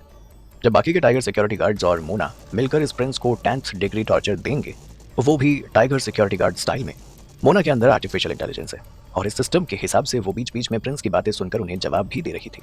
आप बिल्कुल सही कह रहे हैं, आप जैसा अमीर आदमी मुझे कहीं नहीं मिल सकता। मोना को देखकर लग रहा था जैसे वो ये सारी बातें दिल से बोल रही है, जबकि उसके पास दिल तो था ही नहीं। मशीनों को जितना भी इंसान की तरह बना लो, पर इमोशंस और दिल इंसानों में ही हो सकता है, मशीनों में नहीं। ये बात साइंटिस्ट भी समझते थे। मोना ने सिचुएशन के हिसाब से रिएक्ट कर दिया। मोहम्मद कैफी ने खुश होते हुए मोना से कहा, तुमने बिल्कुल सही समझा। अगर मेरे साथ रहोगी तो सिर्फ पैसों में ही नहीं खेलोगी, बल्कि तुम्हें मैं अपनी रानी बनाकर रखूंगा। मोना चुपचाप बैठे बैठे इसकी बातें सुन रही थी। भले ही वो मशीन थी और उसका काम कॉम्बैट फाइटिंग करना था और इसी में उसे सबसे ज्यादा मजा आता था, पर फिलहाल उसे वहां बैठना पड़ रहा था। अब क्या करेगा कार्तिक इस प्रिंस के साथ? क्या सच में ये बोर्ड ऑफ डायरेक्टर्स के आदमियों में से एक है? और क्या सच में बोर्ड ऑफ डायरेक्टर्स ने इसे यहाँ भेजा है? जहां एक तरफ मोना प्रिंस कैफी को सेड्यूस कर रही थी, तो वहीं दूसरी तरफ कार्तिक कुछ दूरी बनाकर लगातार उसे फॉलो कर रहा था। उसने इतनी दूरी बनाई हुई थी कि कोई भी उसे पकड़ ना पाए या फिर उस पर शक ना कर पाए। होटल में मोना बहुत ही इंटरेस्ट के साथ प्रिंस कैफे की बातें सुन रही थी और प्रिंस कैफी लगातार अपनी प्रॉपर्टी और अपने किंगडम के बारे में मोना को बताए जा रहे थे। मोना किसी स्टैचू की तरह अपनी जगह बैठी हुई तोते की तरह गर्दन हाँ में हिला रही थी। प्रिंस कैफे को जो होटल स्वीट दिया गया था वो बहुत ज्यादा आलीशान था और कार्तिक के स्वीट्स की तरह ही इस कमरे की डेकोरेशन भी लाजवाब थी। यहाँ एक से बढ़कर एक शाही मूर्तियां रखी हुई थी। ऐसा लग रहा था जैसे ये कोई होटल का स्वीट नहीं बल्कि प्रिंस कैफे का ही आलीशान महल हो। इस स्वीट्स में बड़े बड़े लार्ज 20 कमरे थे और हर कमरा खूबसूरती से डेकोरेटेड था। अगले ही पल इस प्रिंस ने मोना को उसमें से एक कमरे में लाते हुए कहा, हे ब्यूटीफुल, तुम किसका इंतजार कर रहे हो? वक्त बहुत कीमती होता है और हमें ये वक्त बर्बाद नहीं करना चाहिए। बहुत शिद्दत से तुम मेरे पास आए हो, जल्दी से सोफे से खड़ी होकर बेड पर चलो। इस आदमी की बात सुनकर मोना कोई खास इमोशन शो नहीं कर रही थी। उसके लिए ये कोई कमांड की तरह था। उसके कान में ब्लूटूथ लगा था जिसमें लगातार कार्तिक उसे इंस्ट्रक्शंस दे रहा था। ब्लूटूथ के थ्रू कार्तिक ने भी ये बात सुन ली थी और उसे बहुत ज्यादा गुस्सा आ रहा था। उसे विश्वास नहीं हो रहा था कि ये प्रिंस अभी भी अपनी हरकतों से बाज नहीं आ रहा है। कार्तिक ने ब्लूटूथ के थ्रू मोना को इंस्ट्रक्शन दिया, मोना जैसा ये कह रहा है करो, कोशिश करना कि इस प्रिंस को दूसरे कामों में उलझा कर रखो। मैं बस होटल रूम के बाहर ही हूँ, जल्दी ही अंदर आ जाऊंगा। इंस्ट्रक्शन मिलते ही मोना धीरे धीरे चलकर बेड की तरफ जाने लगी और ये देखकर प्रिंस और भी ज्यादा खुश हो गए। प्रिंस कैफे कुछ करता उससे पहले ही मोना ने अपने दोनों हाथों को फैलाकर अगले ही पल उससे प्रिंस की गर्दन को पकड़ लिया। प्रिंस कैफी रिएक्ट कर पाते उससे पहले ही मोना ने उसे उठाकर सामने की लगी दीवार पर किसी घड़ी की तरह चिपका दिया और इतनी ही देर में कार्तिक और उसके लोग भी उस कमरे में आ गए। इन सब लोगों को यहाँ देखकर प्रिंस ने घबराते हुए कहा, कौन हो तुम? यहाँ क्यों आए हो? अंदर किसने आने दिया? प्रिंस की ऐसी बातें सुनकर कार्तिक ने हंसते हुए कहा, तुमने खुद ही तो अपने आदमियों को होटल के बाहर छोड़ा था, तो हम लोग आ गए तुम्हारे पास तुम्हारा दीदार करने के लिए। प्रिंस कैफी कुछ और बोलता उससे पहले ही मोना ने उसे उठाकर जोर से दूसरी तरफ फेंक दिया, जिससे वो प्रिंस अपने हाथ पैरों को पकड़कर दर्द में तड़पने लगा। कार्तिक ने उसे जोर से एक और थप्पड़ मारते हुए पूछा, कौन हो तुम? किसने भेजा है तुम्हें? ये बात सुनकर प्रिंस ने दर्द में कराहते हुए कहा, देखो मैं ओमान का प्रिंस हूँ, तुम लोग मेरे साथ इस तरह बात नहीं कर सकते। अगर तुम्हें पैसे चाहिए तो मैं तुम्हें बहुत पैसे दे दूंगा, अगर तुम्हें कुछ और चाहिए तो मुझे बताओ, मैं वो भी तुम्हें देने को तैयार हूँ। इस आदमी की बात सुनकर वहां खड़े सारे सबॉर्डिनेट्स और जोर जोर से हंसने लगे और तभी उनमें से एक सबॉर्डिनेट विवान ने हंसते हुए कहा, तुम्हें क्या लगता है कि इस पूरी दुनिया में सिर्फ तुम ही एक अमीर हो? हमारे सर के पास तुमसे 1000 गुना ज्यादा पैसे हैं और इस दुनिया में ऐसा कुछ भी नहीं है जो वो खरीद ना सके। अब चुपचाप ये बताओ कि किसने भेजा है तुम्हें यहाँ और क्यों तुम एक्सिबिशन में प्रॉब्लम क्रिएट कर रहे थे? इस आदमी की बात सुनकर प्रिंस एकदम से चुप हो गया। उसे समझ में नहीं आ रहा था कि इन लोगों को पता कैसे चला। क्या तुम मित्तल परिवार के बेटे हो? इस आदमी के मुंह से ये बात सुनकर कार्तिक ने हंसते हुए कहा, अच्छा तो इस बार बोर्ड ऑफ डायरेक्टर्स ने तुम्हें मोहरा बनाकर भेजा है। प्रिंस कैफी ये बात नहीं मानना चाहते थे, पर उन्हें पता था कि वो चारों तरफ से घिर चुके हैं और चाहकर भी यहाँ से भाग नहीं सकते। उन्हें अपनी किस्मत पर बड़ा दुख हो रहा था। बोर्ड ऑफ डायरेक्टर्स की वजह से वो कार्तिक के हाथों फंस गए। कार्तिक जानता था कि इस प्रिंस के लोग कभी भी कमरे में आ सकते हैं, इसीलिए उसने मोना को ऑर्डर दिया और कार्तिक और उसके सारे लोग मिलकर उस प्रिंस को उस होटल के बाहर ले आए और एक गाड़ी में बैठाकर एक के बाद एक कई गाड़ियों के साथ निकल पड़े। गाड़ी में ये प्रिंस डरते हुए बोला, आप लोग मुझे लेकर कहाँ जा रहे हैं? मुझे माफ कर दीजिए मिस्टर मित्तल, मैं सच में कह रहा हूँ कि मैं आपके खिलाफ नहीं जाना चाहता, मैं जानता हूँ कि मैं गलत हूँ। इस आदमी को डरता हुआ और बोलता हुआ देखकर मोना ने थप्पड़ मारते हुए कहा, चुपचाप बैठा रहो, जब पूछा जाए तब बताना। मोना की धमकी सुनकर प्रिंस एकदम से चुप हो गया और बच्चों की तरह अपने मुंह पर उंगली रख ली। जैसे एक शब्द भी उसके मुंह से निकला तो मोना सच में उसे मार देगी। कार्तिक अपने लोगों के साथ दूसरे होटल में इसलिए जा रहा था क्योंकि वो आराम से इस प्रिंस की इंटेरोगेशन करना चाहता था कि जिस होटल में ये रुके हुए थे वहाँ प्रिंस के बहुत सारे लोग थे जो कुछ ना कुछ करके प्रिंस को छुड़वाने की कोशिश करते। कार्तिक जहाँ प्रिंस को लेकर जा रहा था वहाँ पर एक छोटा सा मेंशन था जो प्रिंस अब्दुल ने इन लोगों को प्रोवाइड करवाया था। कार्तिक ने उस प्रिंस से बहुत ही कोल्ड एक्सप्रेशन से पूछा, जो कुछ पता है सब कुछ बताओ, मैं बिल्कुल नहीं चाहता कि तुम्हें मारूं, अगर तुम मरना चाहते हो तो तुम्हारी मर्जी। कार्तिक की बातों में इस वक्त डर और किसी को मार देने की ख्वाहिश साफ नजर आ रही थी। प्रिंस काफी जानते थे कि कार्तिक बहुत ज्यादा खतरनाक है और अब तो उससे छुपाने का कोई फायदा नहीं। प्रिंस काफी देर तक अपने मन में कुछ ना कुछ सोचते रहे। ये देखकर मोना खड़ी हुई और उसने एक जोर का किक प्रिंस को मारते हुए कहा, मेरे सर तुमसे कुछ पूछ रहे हैं, जवाब दो, बहरे हो गए क्या? मोना हैवी मेटल से बनी हुई थी इसलिए उसकी मार भी बहुत तेज पड़ती थी। एक किक पड़ते ही प्रिंस ने दर्द में कराहते हुए कहा, मैं सब कुछ बताने को तैयार हूँ मिस्टर मित्तल, प्लीज मुझे माफ कर दीजिए, सच में मेरे पास दूसरा कोई ऑप्शन नहीं था। इतना कहकर प्रिंस ने वो सारी बातें कार्तिक को बता दी और बीच बीच में रोते भी जा रहा था। कार्तिक को इतना तो समझ में आ गया था कि ओमान प्रिंस भी एक मोहरे से ज्यादा कुछ नहीं है। कुछ दिन पहले ही बोर्ड ऑफ डायरेक्टर्स को पता चला था कि कार्तिक की सुपर फैक्ट्री में मास प्रोडक्शन हो रहा है जिसमें चिप और अनमैन्ड कॉम्बैट इक्विपमेंट बनाए जा रहे थे। और इतना ही नहीं, कार्तिक ये सारे इक्विपमेंट दूसरे देशों को भी प्रोवाइड करवा रहा है। ये बात जानने के बाद बोर्ड ऑफ डायरेक्टर्स का ध्यान कार्तिक पर आ गया। उन्हें समझ में आ गया था कि कार्तिक धीरे धीरे अपनी ताकत बढ़ा रहा है जो इन लोगों के लिए अच्छी नहीं है। अगर ऐसे ही चलता रहा तो पूरे देश कार्तिक के सपोर्ट में आ जाएंगे और जल्दी ही कार्तिक मित्तल परिवार से खुलकर लड़ना शुरू कर देगा। इन लोगों ने तुरंत अपने घर से ये मुसीबत उतारने के बारे में सोचना शुरू कर दिया। जैसे ही इन लोगों को पता चला कि कार्तिक डिफेंस एग्जीबिशन रख रहा है तो इन लोगों ने जानबूझकर ओमान प्रिंस को यहाँ भेज दिया ताकि वो यहाँ आकर डिफेंस मार्केट को डिस्टर्ब कर दे। इन लोगों ने बहुत कोशिश की पर कार्तिक ने इस ऑर्डर को एक्सेप्ट करने से मना कर दिया, क्योंकि अगर कार्तिक ऑर्डर एक्सेप्ट कर लेता तो प्रोडक्शन कैपेसिटी शुरू कर देता तो कार्तिक के बाकी काम रुक जाते जिसका फायदा बोर्ड ऑफ डायरेक्टर्स उठाते। अच्छा हुआ कार्तिक वक्त रहते ही इस मुसीबत में फंसने से रुक गया, पर कार्तिक को समझ नहीं आ रहा था कि इस ओमान प्रिंस के साथ क्या किया जाए। प्रिंस कैफी कोई नॉर्मल इंसान थे नहीं, ऐसे इंसान को कैद करके रखा नहीं जा सकता था और ना ही मारा जा सकता था, पर कार्तिक आराम से भी इस आदमी को जाने नहीं दे सकता था। प्रिंस कैफे को भी दिख रहा था कि कार्तिक क्या सोच रहा है, इसीलिए उसने कार्तिक से कहा, मिस्टर मित्तल प्लीज मुझे जाने दीजिए, मैं वादा करता हूँ कि आपको दोबारा परेशान कभी नहीं करूंगा। इस आदमी की बात सुनकर कार्तिक ने हंसते हुए कहा, तुम वादा कर रहे हो और मैं कैसे मान लूं कि तुम अपने वादे के पक्के हो? मुझे क्या 3 साल का बच्चा समझ के रखा है? कार्तिक की बात सुनकर प्रिंस चुप हो गया। उसे समझ नहीं आ रहा था कि वो अपनी बात का विश्वास इस आदमी को कैसे दिलवाए। कुछ सोचकर कार्तिक ने प्रिंस से कहा, मैं तुम्हें कैसे जाने दे सकता हूँ, पर इसके लिए तुम्हें मेरा एक message on board of directors को भिजवाना है। ये बात सुनकर प्रिंस ने खुश होते हुए कहा, यस बताइए, मैं आपका क्या काम करूँ? कार्तिक ने बहुत प्राउड होकर कहा, कह दो उन बोर्ड ऑफ डायरेक्टर्स से, कब तक दूसरों के कंधों पर बंदूक रखकर चलाओगे?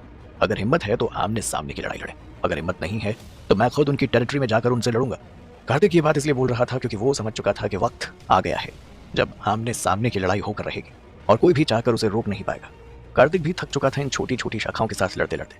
वो अब जड़ से इस लड़ाई को खत्म करना चाहता था। कार्तिक ने जल्दी ही ओमान प्रिंस को वहां से जाने दिया और अगली सुबह खुद भी दुबई से वापस इंडिया आ गया। डिफेंस एग्जीबिशन बहुत अच्छी गई और लगभग सारा काम हो गया था, इसीलिए कार्तिक को यहाँ रुकने की और जरूरत नहीं थी। अपने प्राइवेट प्लेन से वापस आते हुए कार्तिक समझ गया था कि ओमान प्रिंस ने अभी तक उसका मैसेज बोर्ड ऑफ डायरेक्टर्स को तो पहुंचा ही दिया होगा और ओमान प्रिंस ने ऐसे ही किया। अपने होटल में वापस आते ही उसने खुद को नॉर्मल किया और कार्तिक की कही हुई सारी बातें बोर्ड ऑफ डायरेक्टर्स को बता दी। ओमान प्रिंस को बहुत डर लग रहा था कि पता नहीं बोर्ड ऑफ डायरेक्टर्स उसके साथ क्या करेंगे, क्योंकि उसने इन लोगों को दिया हुआ काम नहीं किया था। ऊपर से कार्तिक के हाथों पकड़ा भी गया था। वहीं दूसरी तरफ जब से ये बात बोर्ड ऑफ डायरेक्टर्स को पता चली तो उन लोगों का गुस्सा 7वें आसमान पर पहुंच गया। तुम कह रहे हो कि तुमने हमारा दिया हुआ टास्क पूरा नहीं किया और कार्तिक के हाथों पकड़े गए? सर मेरा विश्वास कीजिए, ये सब कुछ बाय एक्सीडेंट हुआ है। हाँ, कार्तिक ने मुझसे कहा कि मैं एक मैसेज आप तक पहुंचा दूं। कैसा मैसेज? क्या कहा उसने? कार्तिक मित्तल ने कहा कि ये छोटी मोटी लड़ाई लड़ने से कुछ नहीं होगा, अगर दम है तो खुलकर उससे लड़कर दिखाइए। इतना कहते ही ओमान प्रिंस का माथा ठंडे पसीने से भीग गया, क्योंकि ना चाहते हुए भी वो मीडिएटर बन गया था और उसे पता था कि ये बात सुनकर बोर्ड ऑफ डायरेक्टर्स को बहुत गुस्सा आएगा। ओमान प्रिंस को समझ में आ गया था कि अगर सच में मित्तल परिवार की लड़ाई खुलकर सामने आ गई तो इन दोनों के साथ साथ पूरी दुनिया में तहलका मचेगा। हर देश किसी न किसी तरफ हो जाएगा और दुनिया 2 हिस्सों में बट जाएगी। सच में हमारे भाई के बेटे में बहुत हिम्मत है, उसने इतनी बड़ी बात की थी, मुझे विश्वास नहीं हो रहा। अब एक छोटी सी चींटी इतने बड़े पेड़ को हिलाने की कोशिश कर रही है और उसे लगता है कि वो वैसा कर लेगी। अगर उसने इतनी बड़ी बात कह दी है तो हमें उसकी ये ख्वाहिश पूरी कर देनी चाहिए। अगर हम ऐसा नहीं करेंगे तो उसे लगेगा कि हम डर गए। सही कहा तुमने, अब लड़ाई खुलकर होगी। जल्दी ही बोर्ड ऑफ डायरेक्टर्स एक साथ इस बात पर एग्री हो गए कि अब वो लोग कार्तिक की इस ख्वाहिश को पूरा जरूर करेंगे और लड़कर रहेंगे। बोर्ड ऑफ डायरेक्टर्स से बात पूरी करने के बाद ओमान प्रिंस इतनी बुरी तरह से डर गए थे कि कॉल रखने के बाद भी उनके हाथ पैर काम नहीं कर पा रहे थे और उनके माथे से ठंडा पसीना आया हुआ था। ओमान प्रिंस ने खुद से ही बड़बड़ाते हुए कहा, बहुत जल्द कुछ बहुत बड़ा होने वाला है, मुझे समझ में नहीं आ रहा कि मैं इन सबसे बाहर कैसे निकलूं। ओमान प्रिंस की बात उसका एक सबऑर्डिनेट भी सुन रहा था। उसने कंफ्यूज होते हुए ओमान प्रिंस से पूछा, सर मुझे समझ नहीं आ रहा, मित्तल परिवार के अंदर के आपस की लड़ाई में हमें क्या नुकसान हो सकता है? अपने सबऑर्डिनेट की बात सुनकर ओमान प्रिंस ने डरते हुए गुस्से से कहा, तुम्हें क्या पता, तुम कुछ भी नहीं जानते। जब इतनी बड़ी ताकत आपस में लड़ती है तो पूरी दुनिया उलट जाती है। बात तो अभी भी समझ नहीं आई थी, पर बॉस को इतना परेशान देखकर सबऑर्डिनेट ने ओमान प्रिंस से कहा, सर अब हम क्या करेंगे? सबऑर्डिनेट की बात सुनकर ओमान प्रिंस ने दुखी होते हुए कहा, हम क्या ही कर सकते हैं, कोई आइसोलेटेड जगह ढूंढो जहां जाकर मैं छुप सकूं। जब तक ये लड़ाई सॉल्व नहीं होगी तब तक मैं बाहर नहीं आ पाऊंगा। ओमान प्रिंस को लग रहा था कि इस लड़ाई से बचने के लिए वो कहीं जाकर छुप जाएंगे, बिल्कुल वैसे ही जैसे एक कछुआ अपना सिर छोटा करके खुद में ही छुपा लेता है, जिससे उसे लगता है कि कोई उसे नहीं दिख रहा। जब ये लड़ाई खत्म हो जाएगी तो कोई एक बचेगा और दूसरा मर जाएगा। जो बचेगा उसके पास जाकर ओमान प्रिंस को उसकी गुलामी करनी पड़ेगी, क्योंकि जीतने वाला पूरी दुनिया का किंग होता है। ओमान प्रिंस वैसे तो दुनिया में किसी के लिए मायने नहीं रखता था, क्योंकि इस पूरी लड़ाई में उसका बहुत ही कम या ना के बराबर रोल है, जिसकी वजह से वो अपनी ऐशो आराम की जिंदगी जी सकता है। पर दिक्कत ये है कि जीतने वाले को अगर बहुत ज्यादा नुकसान हुआ तो अपना नुकसान भरने के लिए वो ओमान और बाकी देशों को लूटना शुरू कर देगा। वहीं इन सबसे बेखबर कार्तिक वापस अपने आइलैंड पर आ गया था। अपने मेंशन वापस जाने की बजाय कार्तिक डायरेक्ट रिसर्च इंस्टीट्यूट की तरफ चला गया। कार्तिक को हर हाल में जानना था कि क्या रिसर्च इंस्टीट्यूट में कुछ नई प्रोग्रेस हुई है। यहाँ आते ही कार्तिक ने परेशान होते हुए कहा, क्या तुम लोगों की रिसर्च में कोई इंप्रूवमेंट हुआ है, कोई प्रोग्रेस है? कार्तिक इतना परेशान इसलिए था क्योंकि अब उसे जल्दी ही बोर्ड ऑफ डायरेक्टर से लड़ाई लड़नी थी। ये लड़ाई कभी भी शुरू हो सकती थी और कार्तिक के पास वक्त की बहुत कमी थी। इसीलिए कार्तिक चाहता था कि उसे जल्द से जल्द अपनी असली ताकत अपने हाथ में मिल जाए। वैसे तो कार्तिक पूरी तरह डिसएडवांटेजेस में नहीं था। उसके पास अभी भी उसके टर्मिनेटर, ड्रोन्स और बहुत सारे हथियार थे, जिससे वो बोर्ड ऑफ डायरेक्टर्स का सामना कर सकता था। पर कार्तिक को स्पेशल ह्यूमन से लड़ने के लिए कोई काउंटर अटैक चाहिए था। कार्तिक के पास वैसे तो बहुत बड़ी संख्या में टाइगर सिक्योरिटी गार्ड्स की सेना थी और इनमें हर इंसान बहुत ज्यादा काबिल था, पर दिक्कत ये थी कि कार्तिक को एक पावर आर्मर चाहिए था जिसके दम पर टाइगर सिक्योरिटी गार्ड की ताकत बढ़ जाए और कार्तिक किसी भी तरह से नुकसान में ना रहे। वहीं दूसरी तरफ कार्तिक का सवाल सुनकर रितिका ने बिना वक्त गवाए उससे कहा, मेरे साथ चलो, तुम्हें कुछ दिखाना है। इतना कहकर रितिका कार्तिक को रिसर्च इंस्टीट्यूट के फर्स्ट फ्लोर पर ले आई। यहाँ पर पहले से एक पावर आर्मर रखा हुआ था जो पूरी तरह से अपनी शेप ले चुका था। पावर आर्मर को देखकर कार्तिक ने खुश होते हुए कहा, क्या तुमने इसे डेवलप कर लिया? रितिका ने हाँ में सिर हिलाते हुए कहा, कुछ दिन पहले जो तुमने प्रोटोटाइप दिखाया था उसे हमने फाइनली डेवलप कर लिया है और अब ये पावर आर्मर बन चुका है। तुम्हें रिपोर्ट करने का टाइम नहीं मिला था, इसीलिए अब बता रही हूँ। ये बात सुनकर कार्तिक ने रितिका से पूछा, इसकी कॉम्बैट परफॉर्मेंस कैसी है? रितिका ने कार्तिक को एक प्लेजेंट सरप्राइज देते हुए कहा, जैसा कि हमने उम्मीद की थी, इसकी परफॉर्मेंस बहुत अच्छी है। ये बहुत ज्यादा ताकतवर है, खास करके जब हम इसे टाइगर सिक्योरिटी गार्ड के साथ इस्तेमाल करेंगे। ये लोग 120% फुल स्ट्रेंथ के साथ लड़ाई कर सकते हैं। ये बात सुनकर कार्तिक बड़ा खुश हो गया और रिलैक्स होते हुए बोला, बहुत बढ़िया, अब हम लोग किसका इंतजार कर रहे हैं? हमें इसका मास प्रोडक्शन शुरू कर देना चाहिए। कार्तिक और ज्यादा इंतजार नहीं करना चाहता था। वो जानता था कि अटैक कभी भी हो सकता है। उससे पहले कार्तिक को अपनी एक बड़ी आर्मी तैयार करनी थी, एक ऐसी ताकतवर आर्मी जो बोर्ड ऑफ डायरेक्टर्स को पूरी तरह से हरा सके। खैर, कार्तिक ज्यादा खुश होता है उससे पहले ही रितिका ने उसके सिर पर ऑलमोस्ट एक बॉम्ब फोड़ते हुए कहा, मैंने अभी तक अपनी बात पूरी नहीं की है। पावर आर्मर डेवलप हो चुका है, पर अगर तुम्हें इसका मास प्रोडक्शन करना है तो इसके लिए जो फंड और रिसोर्सेज चाहिए वो तुम्हारी सोच से बहुत ज्यादा है। रितिका की बात सुनकर कार्तिक ने थोड़ा सीरियस होते हुए कहा, क्या तुम्हें और रिसोर्सेज चाहिए? टर्मिनेटर को बनाने के लिए और उसके मास प्रोडक्शन के लिए हम बहुत रिसोर्स लाए थे, क्या वो काफी नहीं है? रितिका ने जो एक्चुअल बात थी वो बताते हुए कार्तिक को कहा, टर्मिनेटर प्रोडक्शन की बात अलग थी। टर्मिनेटर बनाने के लिए हमें ऑर्डिनरी रिसोर्सेज की जरूरत थी, पर पावर आर्मी बनाने के लिए हमें स्पेशल रिसोर्सेज चाहिए थे, ताकि हम ये कंफर्म कर सकें कि इससे किसी सिक्योरिटी गार्ड की जान नहीं जाएगी। इसके प्रोडक्शन में डिफिकल्टीज भी बहुत ज्यादा हैं और इसमें फंड भी बहुत चाहिए।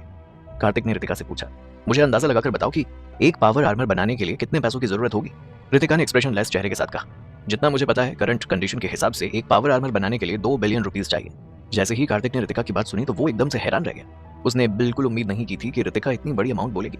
कार्तिक के पास इस वक्त बहुत पैसे थे, पर 10,000 टाइगर सिक्योरिटी गार्ड्स को पावर आर्मर से इंस्टॉल करने के लिए बहुत पैसों की जरूरत थी। पर कार्तिक के पास इतने भी ज्यादा पैसे नहीं थे, क्योंकि उसका पैसा अलग अलग जगह पर लगा हुआ था और कुछ जगह से रिटर्न आ रहा था और कुछ से नहीं। अगर कार्तिक सारे पैसे यहीं पर लगा देगा तो जल्दी से ही वो बैंकरप्ट हो जाएगा। कुछ देर सोचकर कार्तिक ने गुस्से से अपने दांत पीसते हुए कहा, बोर्ड ऑफ डायरेक्टर्स कभी भी हमला कर सकते हैं, हमारे पास ज्यादा वक्त नहीं है। अगर हमने अभी लड़ाई नहीं लड़ी तो हमें ये मौका दोबारा नहीं मिलेगा। तुम प्रोडक्शन शुरू करो, चाहे मुझे खुद को भी बेचना पड़े। अब मैं हार नहीं मान सकता। कार्तिक डिसाइड कर चुका था कि चाहे अब कुछ भी हो जाए वो अपने कदम पीछे नहीं लेगा। बोर्ड ऑफ डायरेक्टर्स के साथ उसकी लड़ाई पीक पर आ चुकी है।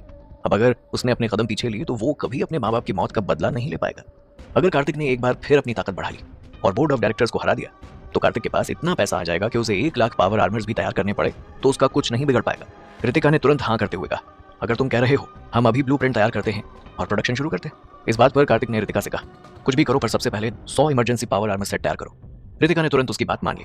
कार्तिक जहां अपनी तैयारी कर रहा था वहीं दूसरी तरफ बोर्ड ऑफ डायरेक्टर्स की तैयारी पूरी हो चुकी थी और वो लोग कार्तिक पर अटैक करने के लिए तैयार थे। ये बात सच है कि उनकी तैयारी बहुत पहले पूरी हो गई थी। अगर उन्हें परिवार के बाकी लोगों पे अलग होने की चिंता नहीं होती तो वो लोग कब का कार्तिक को मरवा चुके होते या उस पर अटैक कर देते। अब तो कार्तिक ने खुद ही उन्हें चैलेंज कर दिया था, तो उन लोगों को अच्छा मौका मिल गया था कार्तिक को मरवाने का। दुनिया की बहुत बड़ी बड़ी ताकत मित्तल परिवार के कंट्रोल में थी। न जाने कितनी ही आर्मी का सपोर्ट मित्तल परिवार को था। वहीं दूसरी तरफ कार्तिक के कंट्रोल में तो ऐसा कुछ भी नहीं था। उसके पास तो बस अपनी खुद की 10,000 टाइगर सिक्योरिटी गार्ड्स और बायोनिक ह्यूमन रोबोट की आर्मी ही थी। जल्दी ही कार्तिक रिसर्च इंस्टीट्यूट से वापस अपने मेंशन आ गया और यहाँ आते ही उसने प्रिंस अब्दुल को फोन करके कहा, डिफेंस एग्जीबिशन में कितना ऑर्डर मिला है तुम्हें? प्रिंस अब्दुल एक्साइटेड होते हुए कहते, मिस्टर मित्तल, यहाँ पर बहुत सारी अनएक्सपेक्टेड चीजें हुई हैं। डिलीवरी का पहला फेज 1000 से ज्यादा ड्रोन्स बनाने का है। कार्तिक ने सीरियस होते हुए पूछा, और ये कॉन्ट्रैक्ट कब तक पूरा करना है? प्रिंस अब्दुल एक्साइटेड होते हुए बोले, 3 महीने के अंदर। ये बात सुनकर कार्तिक ने कुछ सोचकर प्रिंस अब्दुल से कहा, ये डेट एक्सटेंड कर दो, कोई जरूरी कारण नहीं है, हमारी प्रोडक्शन कैपेसिटी लिमिटेड है। और हाँ, तुमने जितने भी डिपॉजिट एडवांस में लिए हैं वो सब वापस कर दो। क्लाइंट से कहना कि हम लोग फुल पेमेंट एक साथ लेंगे जब प्रोडक्शन डिलीवर हो जाएगा उसके बाद। कार्तिक प्रिंस अब्दुल को सवाल करने का मौका ही नहीं दे रहा था। अपनी बात एक के बाद एक कही जा रहा था, पर प्रिंस अब्दुल को लग रहा था कि अगर डिपॉजिट वापस देंगे तो बहुत ज्यादा नुकसान हो जाएगा। उसने कार्तिक को समझाते हुए कहा, मिस्टर मित्तल, अगर हम ऐसा करेंगे तो क्लाइंट का बाद में मूड चेंज भी हो सकता है, इससे हमें बहुत नुकसान होगा। कार्तिक के दिमाग में तो इस वक्त कुछ और ही फितूर सवाल था। उसने एटीट्यूड में कहा, कोई बात नहीं, जैसा कह रहा हूँ वैसा करो। प्रिंस अब्दुल एकदम से शांत हो गए थे। उनकी सारी एक्साइटमेंट चली गई थी। उन्हें समझ नहीं आ रहा था कि आखिर अचानक से कार्तिक इस तरह का डिसीजन क्यों ले रहा है। हालांकि उनमें इतनी हिम्मत नहीं थी कि वो कार्तिक के ऑर्डर को मानने से इनकार कर दें, इसलिए उन्होंने वैसा ही किया जैसा कार्तिक ने उनसे करने को कहा। जल्दी ही प्रिंस अब्दुल ने कार्तिक से बात करके फोन रख दिया और उनका दिमाग इस वक्त बहुत खराब था। पर तब अचानक से उनके दिमाग में कोई ख्याल आया और उन्होंने शॉक्ड होते हुए कहा, कहीं ऐसा तो नहीं कि बोर्ड ऑफ डायरेक्टर्स के साथ मिस्टर मित्तल सीधे लड़ाई लड़ने जा रहे हो? ये सवाल आते ही प्रिंस अब्दुल को डर लगने लगा। उनके माथे पर पसीना आने लगा। कुछ तो सोच रहे थे जिसे सोचकर उनकी घबराहट बढ़ रही थी। पर अगले ही पल उन्होंने खुद को शांत करते हुए कहा, नहीं, मुझे नहीं लगता मिस्टर मित्तल ऐसा कुछ करेंगे। मिस्टर मित्तल को भी पता है कि ये वक्त सही नहीं है लड़ाई लड़ने का। प्रिंस अब्दुल खुद को ही बार बार समझा रहे थे, पर बार बार उनके दिमाग में यही सवाल आ रहा था। घूम घूम कर उन्हें ऐसा ही लग रहा था कि कुछ ना कुछ तो गड़बड़ जरूर है, वरना कार्तिक अचानक से अपना फैसला बदल नहीं सकता। प्रिंस अब्दुल का मन कर रहा था कि वो कार्तिक को कॉल करके एक बार इस बारे में पूछ ले। एक बार कोशिश करने के बाद भी उनकी हिम्मत नहीं हो रही थी कार्तिक को फोन करने की। उन्हें पता था कि अगर कार्तिक ऐसा कुछ सोच भी रहा है तो वो करके ही रहेगा। उनके रोकने से कार्तिक रुकने वाला नहीं था। फिलहाल तो प्रिंस अब्दुल बस इतना ही कह सकते थे कि वो लगातार अपने खुदा से दुआ मांगे कि कार्तिक ये लड़ाई जीत जाए, वरना प्रिंस अब्दुल के साथ साथ कार्तिक का सपोर्ट करने वाले हर एक देश को भुगतना पड़ेगा। क्या करेगा कार्तिक बोर्ड ऑफ डायरेक्टर्स के साथ लड़ाई में जीतने के लिए? प्रिंस अब्दुल को इंस्ट्रक्शन देने के बाद कार्तिक ने मैगी को अपने पास बुलाया और उससे पूरे आइलैंड के डिफेंस सिस्टम के बारे में पूछने लगा कि कहीं पर कोई कमी तो नहीं रह गई। कार्तिक के सवाल पर मैगी ने कुछ सोचते हुए कहा, सर, हमारे पास इतने लोग नहीं हैं कि हम पूरे आइलैंड को कवर कर सके। सिक्योरिटी के हिसाब से फिलहाल हम सिर्फ इस पूरे आइलैंड के 2 ही हिस्सों को अच्छे से कवर कर सकते हैं, पहला हिम आइलैंड और दूसरा इंडस्ट्रियल आइलैंड। बाकी हिस्सों को हमें लाइट सिक्योरिटी के साथ छोड़ना होगा। कार्तिक इस बात को अच्छे से समझ रहा था क्योंकि पूरा रिफ्लेक्टिंग मून आइलैंड बहुत बड़ा एरिया था और इस पूरे आइलैंड को कवर कर पाना और कंट्रोल कर पाना आसान बात नहीं थी। कुछ सोचते हुए मैगी ने आगे अपनी बात जारी रखते हुए कहा, सर, इन 2 आइलैंड को तो हम लोग इतनी सिक्योरिटी दे देंगे कि दुश्मन यहाँ कोई अटैक नहीं करेगा, पर अगर उसने आइलैंड के बाकी हिस्सों से हमला कर दिया और हम पर अटैक कर दिया तो हम कुछ नहीं कर पाएंगे। यहाँ हमारे लिए डेड एंड है। मैगी की बात सुनकर कार्तिक ने थोड़ी उदासी से कहा, क्या कर सकते हैं मैगी, समुद्र को अपने कंट्रोल में लेना चाहते थे, पर वो पावर भी अभी अंडर कंस्ट्रक्शन है और अगर वो भी हमारे हाथ में आ जाए तो भी हम बोर्ड ऑफ डायरेक्टर्स का सामना नहीं कर सकते। पर मुझे लगता है कि ड्रोन्स की मदद से हम लोग अभी तक बहुत हद तक लड़ाई को अपने हक में कर सकते हैं। मैगी को भी ये बात सही लग रही थी, इसीलिए उसने सहमत होते हुए कहा, हाँ, इस मामले में लड़ाई हमारे हक में हो जाएगी, पर इसमें भी सबसे ज्यादा जरूरी है कि हम दुश्मनों को हम तक पहुंचने ना दें और उन्हें पीछे ही धकेल कर रखें। अगर बोर्ड ऑफ डायरेक्टर्स लड़ते रहे और हार नहीं माने तो देखते देखते पूरी टेरिटरी पर वो लोग अपना कब्जा कर लेंगे और हम लोग कुछ नहीं कर पाएंगे। कार्तिक मैगी की बातों में छिपी हुई चेतावनी को समझ रहा था। ये बात सच है कि कार्तिक का इंडस्ट्रियल आइलैंड बहुत ताकतवर है। उसके सुपर फैक्ट्री और रिसर्च लेबोरेटरी, इन सब में इतनी ताकत है कि वो बोर्ड ऑफ डायरेक्टर्स को हराने की क्षमता रखता है। हालांकि दिक्कत अभी रॉ मटेरियल की है। जब तक रॉ मटेरियल आसानी से अवेलेबल नहीं होगा तब तक आगे का प्रोसेस नहीं हो पाएगा और पावर आर्मर बनाने में दिक्कत आएगी। अगर बोर्ड ऑफ डायरेक्टर्स ने अभी अटैक कर दिया तो रॉ मटेरियल इंडस्ट्रियल आइलैंड तक पहुंच नहीं पाएगा। उसके बाद सारा काम रुक जाएगा और कार्तिक की इतने सालों की मेहनत रखी की रखी रह जाएगी। कहीं ना कहीं कार्तिक का कंट्रोल इंडस्ट्रियल आइलैंड से हट जाएगा। ऐसे में अगर 5000 से 7000 टर्मिनेटर बन भी जाए या 10,000 बॉडीगार्ड मिलकर इस लड़ाई को लड़ना चाहें तो भी कार्तिक ये लड़ाई जीत नहीं पाएगा। अगर कार्तिक के वेपन, उसके असली हथियार उस तक पहुंच ही नहीं पाएंगे तो कार्तिक कभी भी इस लड़ाई को जीतना तो दूर की बात है, इस लड़ाई में टिक भी नहीं पाएगा। कार्तिक ने मैगी की तरफ देखते हुए कहा, इस प्रॉब्लम से निकलने का कोई सोल्यूशन है? मैगी ने कुछ सोचते हुए कहा, सर, रिफ्लेक्टिंग मून आइलैंड का मेन हिस्सा बहुत सारे रिसोर्सेज से भरा हुआ है। वहां पर बहुत सारे नेचुरल रिसोर्सेज अवेलेबल हैं। अगर हम लोग प्रोडक्शन लाइन को वहां शिफ्ट कर दें तो रॉ मटेरियल की प्रॉब्लम सॉल्व हो सकती है। मैगी की बात सुनकर कार्तिक ने हंसते हुए कहा, हमारे पास इतना टाइम नहीं है। प्रोडक्शन लाइन को एक जगह से दूसरी जगह मूव करना कोई आसान काम नहीं था। कार्तिक ने इंडस्ट्रियल आइलैंड को बनाने में आज तक बहुत पैसा खर्च किया था और ये आइलैंड एक दिन में नहीं बना था, बल्कि एक एक ईंट, एक एक पत्थर से कार्तिक ने खुद इस आइलैंड को बनते हुए देखा था। अगर कार्तिक इंडस्ट्रियल आइलैंड से जरूरी फैक्ट्री और ऑक्यूपाइंग इंडस्ट्रीज को शिफ्ट करने के बारे में सोचता भी है तो भी ये काम रातों रात नहीं हो जाएगा, बल्कि इस काम में भी कोई नई इंडस्ट्रियल आइलैंड बनाने जितना ही वक्त लगेगा। कार्तिक ने हेल्पलेस होते हुए और हार मानते हुए कहा, हमारे पास कोई दूसरा रास्ता नहीं है, मुझे गोली खाकर ही मरना होगा। पर ये लड़ाई शुरू हो उससे पहले सारे एम्प्लॉयज को जाने के लिए कह दो, उन्हें कहीं छुपा दो। कार्तिक की ये सारी बातें सुनकर मैगी ने सवाल करते हुए कहा, पर सर, हम उन्हें छुपाएंगे कहाँ? अगर हम ये लड़ाई हार गए तो भी बोर्ड ऑफ डायरेक्टर्स उन्हें छोड़ेंगे नहीं।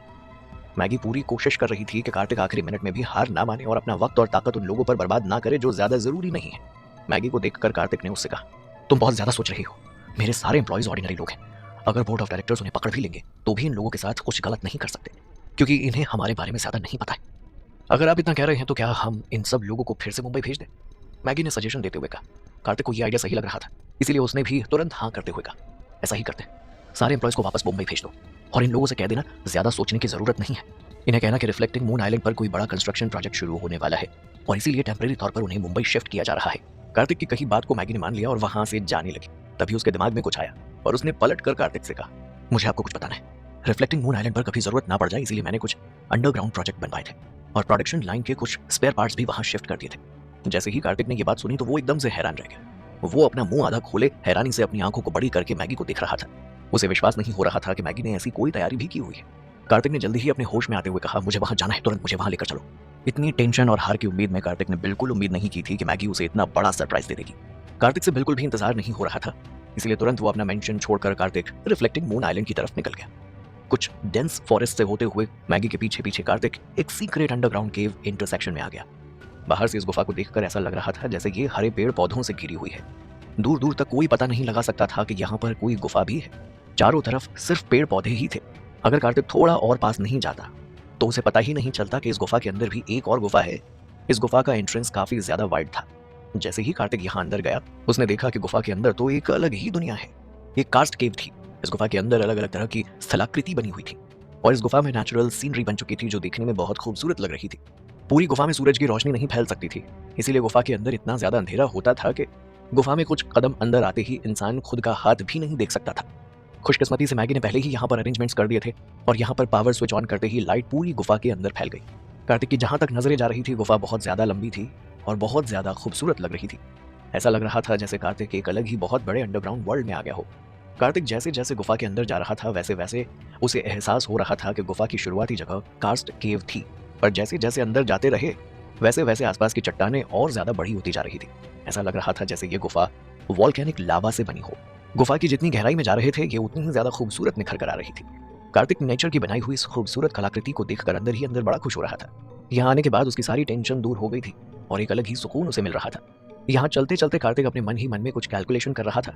उसने देखा कि यहाँ बना हुआ लार्जेस्ट स्टोन होल अकेला इतना बड़ा है कि इंडस्ट्रियल आइलैंड की सबसे बड़ी वर्कशॉप फैक्ट्री को यहाँ लगाया जा सकता है। मैगी ने कार्तिक से कहा, सर हमें चलते हुए काफी टाइम हो गया है, अगर हम और ज्यादा आगे जाएंगे तो रोशनी कम हो जाएगी और हमें अंधेरे में चोट भी लग सकती है। कार्तिक जिस इंडस्ट्रियल हॉल को देख रहा था वहीं पर मैगी ने कुछ जरूरी इंडस्ट्रियल प्रोडक्शन लाइन के कंपोनेंट स्टोर किए थे। जैसे ही यहाँ पर रखे हुए प्रोडक्ट्स को असेंबल कर दिया जाएगा वैसे ही अपने आप में ये एक तैयार फैक्ट्री बन जाएगी। कार्तिक ने मैगी से पूछा कि यहाँ लाइट और इलेक्ट्रिसिटी कहाँ से आई। कार्तिक के सवाल पर मैगी ने धीरे से कहा, वो यहाँ पर फ्यूजन पावर का इस्तेमाल किया गया है। जैसे ही कार्तिक ने मैगी का जवाब सुना तो वो एकदम से शॉक्ड हो गया और शॉक्ड होते हुए कहता है, फ्यूजन पावर? पर ये यहाँ पर कैसे आया और मुझे इसके बारे में कैसे पता नहीं था? कार्तिक की बात सुनकर मैगी ने आराम से बताया, असल में अभी तक ये पूरा नहीं हुआ है, ये बस एक टेस्ट मशीन है जो रितिका ने बनाई थी। यहाँ पर बहुत सारे मटेरियल रखे हुए हैं पर इनका हम लोग मास प्रोडक्शन नहीं कर सकते हैं। वैसे इनका इस्तेमाल पावर के लिए किया जा सकता है पर इसकी कोई प्रैक्टिकल वैल्यू नहीं है। मैगी के कहने का ये मतलब नहीं था कि कंटेनर साइज का यहाँ रखा हुआ ये पॉलीमर पावर स्टेशन किसी काम का नहीं था या फिर इस्तेमाल नहीं किया जा सकता था। असल में यहाँ की मैन्युफैक्चरिंग कंडीशन अलग थी। बाहरी दुनिया में इसका इस्तेमाल अलग तरीके से किया जा सकता था। ये एक टेस्ट प्रोजेक्ट था, इसीलिए इसका इस्तेमाल सिर्फ कार्तिक की सुपर फैक्ट्री को एनर्जी प्रोवाइड करवाने के लिए किया जा सकता था, पर इससे इतनी एनर्जी नहीं निकलती थी कि पूरे शहर को रोशन किया जा सके। रितिका ने जिस सोच के साथ इसे बनवाया था उस हिसाब से ये टेस्ट प्रोजेक्ट सक्सेसफुल रहा। ये पावर स्टेशन गुफा के अंदर प्रोडक्शन करने के लिए बिल्कुल सही था, क्योंकि ना तो इससे कोई धुआं निकलता था और ना ही इसमें फ्यूल डालने की कोई जरूरत पड़ती थी। कार्तिक ने मैगी की शिफ्ट की हुई प्रोडक्शन लाइन को देखा और उसे पता चला कि जिस पावर आर्मर की मैन्युफैक्चरिंग शुरू से की जाने वाली है उसकी प्रोडक्शन लाइन यहाँ भी है। कार्तिक ने मैगी से कहा, प्रोडक्शन लाइन कंप्लीट है और एनर्जी भी यहाँ पर अवेलेबल है। अगर हम यहाँ पर मैन्युफैक्चरिंग करना चाहें तो हमारे पास सिर्फ रिसोर्सेज की कमी पड़ेगी। कार्तिक की बात सुनकर मैगी ने उसे एक और सरप्राइज देते हुए कहा, सर आप हैरान रह जाएंगे पर इस अंडरग्राउंड वर्ल्ड में अगर एक्सप्लोर और डिस्कवरी किया जाए तो रिसोर्सेज भी मिल जाएंगे। इस गुफा के अंदर बहुत तरह की वैरायटी ऑफ रिसोर्सेज हैं और वो सब बहुत ज्यादा मात्रा में अवेलेबल हैं। जैसे ही कार्तिक ने ये बात सुनी तो उसकी आंखों में एक अलग ही चमक आ गई। कार्तिक तो ये गुफा इसीलिए देखने आया था कि अगर बोर्ड ऑफ डायरेक्टर्स की वजह से कल को कोई दिक्कत हुई तो कुछ टाइम के लिए कार्तिक यहाँ पर अंडरग्राउंड हो सकता है, पर उसे क्या पता था कि मैगी की सूझबूझ की वजह से उसके साथ साथ उसकी टेक्नोलॉजी भी अंडरग्राउंड की जा सकती है और वॉर टाइम में भी कार्तिक अपना प्रोडक्शन कंटिन्यू रख सकता है। वाकई ये जगह कार्तिक के लिए एक नई उम्मीद की किरण बनकर आई थी और बहुत हद तक कार्तिक की कई मुसीबतों को दूर कर सकती थी। क्या कार्तिक लड़ पाएगा बोर्ड ऑफ डायरेक्टर से और जीत पाएगा? कुछ सोचकर कार्तिक ने मैगी से कहा, ये गुफा वोल्केनो लावा से बनी है तो यहाँ पर जरूर बहुत अलग अलग तरह के ओर्स होंगे, चलो अंदर चल के देखते हैं। इतना कहकर कार्तिक गुफा में और ज्यादा गहराई की तरफ चला गया। हालांकि कार्तिक 2 कदम से ज्यादा आगे रख पाता, उससे पहले मैगी ने कार्तिक को पीछे की तरफ खींच लिया और बोली, सर आप इस तरह अंदर नहीं जा सकते, हमें नहीं पता कि अगर कोई खतरा हुआ तो हम क्या करेंगे, अच्छा होगा अगर आप अंदर ना जाएं।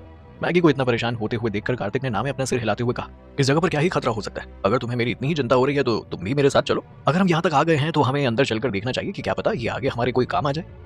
कार्तिक को पूरा विश्वास था कि अगर उसे यहाँ पर अच्छी अमाउंट में रिसोर्सेज मिल गए तो कार्तिक एक बार फिर से हार कर भी शुरू से शुरुआत कर सकता है और अपने आप को और ज्यादा ताकतवर बना सकता है। कार्तिक जानता था कि बोर्ड ऑफ डायरेक्टर्स धीरे धीरे उसके और नजदीक आते जा रहे हैं और कभी भी उस पर हमला कर सकते हैं, इसीलिए एक एक सेकंड कार्तिक के लिए बहुत ज्यादा जरूरी थी। कार्तिक को जिद करते हुए देखकर मैगी ने कहा, ठीक है सर आप मेरे पीछे पीछे चलिए और ज्यादा दूर तक मत जाइए। मैगी को अपनी इतनी परवाह करते हुए देखकर और इंस्ट्रक्शन देते हुए देखकर कार्तिक ने हंसते हुए कहा, अच्छा मेरी माँ चलो तुम, मैं कोई 3 साल का बच्चा नहीं हूँ। कार्तिक और मैगी जितना गुफा की गहराई में जा रहे थे उतना ही उन्हें एहसास हो रहा था कि यहाँ का टेम्परेचर बढ़ता ही जा रहा है और जिस स्पीड से टेम्परेचर बढ़ रहा था वो बहुत ज्यादा अनयूजुअल था। कार्तिक को समझते देर नहीं लगी कि अभी भी कहीं ना कहीं लावा है जो शांत नहीं हुआ है और इसी वजह से उसकी गर्मी ऊपर तक उठ रही है। कार्तिक का पूरा माथा पसीने से भर गया था, यहाँ गर्मी बढ़ती जा रही थी। कार्तिक ने वहां रखी हुई चट्टान का एक छोटा सा टुकड़ा उठाया और उसे अपनी पीठ पर बंधे हुए बैग में रख लिया। कार्तिक को माइन और ओर के बारे में ज्यादा पता नहीं था, इसीलिए कार्तिक ने ये पत्थर का टुकड़ा रख लिया ताकि रिसर्च लैब में देकर अपने सबऑर्डिनेट से इस बारे में पता लगवाए। पता नहीं क्यों पर कार्तिक का मन बार बार कह रहा था कि यहाँ पर जरूर उसे कोई बड़ा खजाना मिलेगा जो उसकी सारी प्रॉब्लम्स को दूर कर देगा। सबसे बड़ी प्रॉब्लम इस वक्त रॉ मटेरियल की थी और वो प्रॉब्लम यहाँ मिलने वाले ओर से दूर हो सकती थी।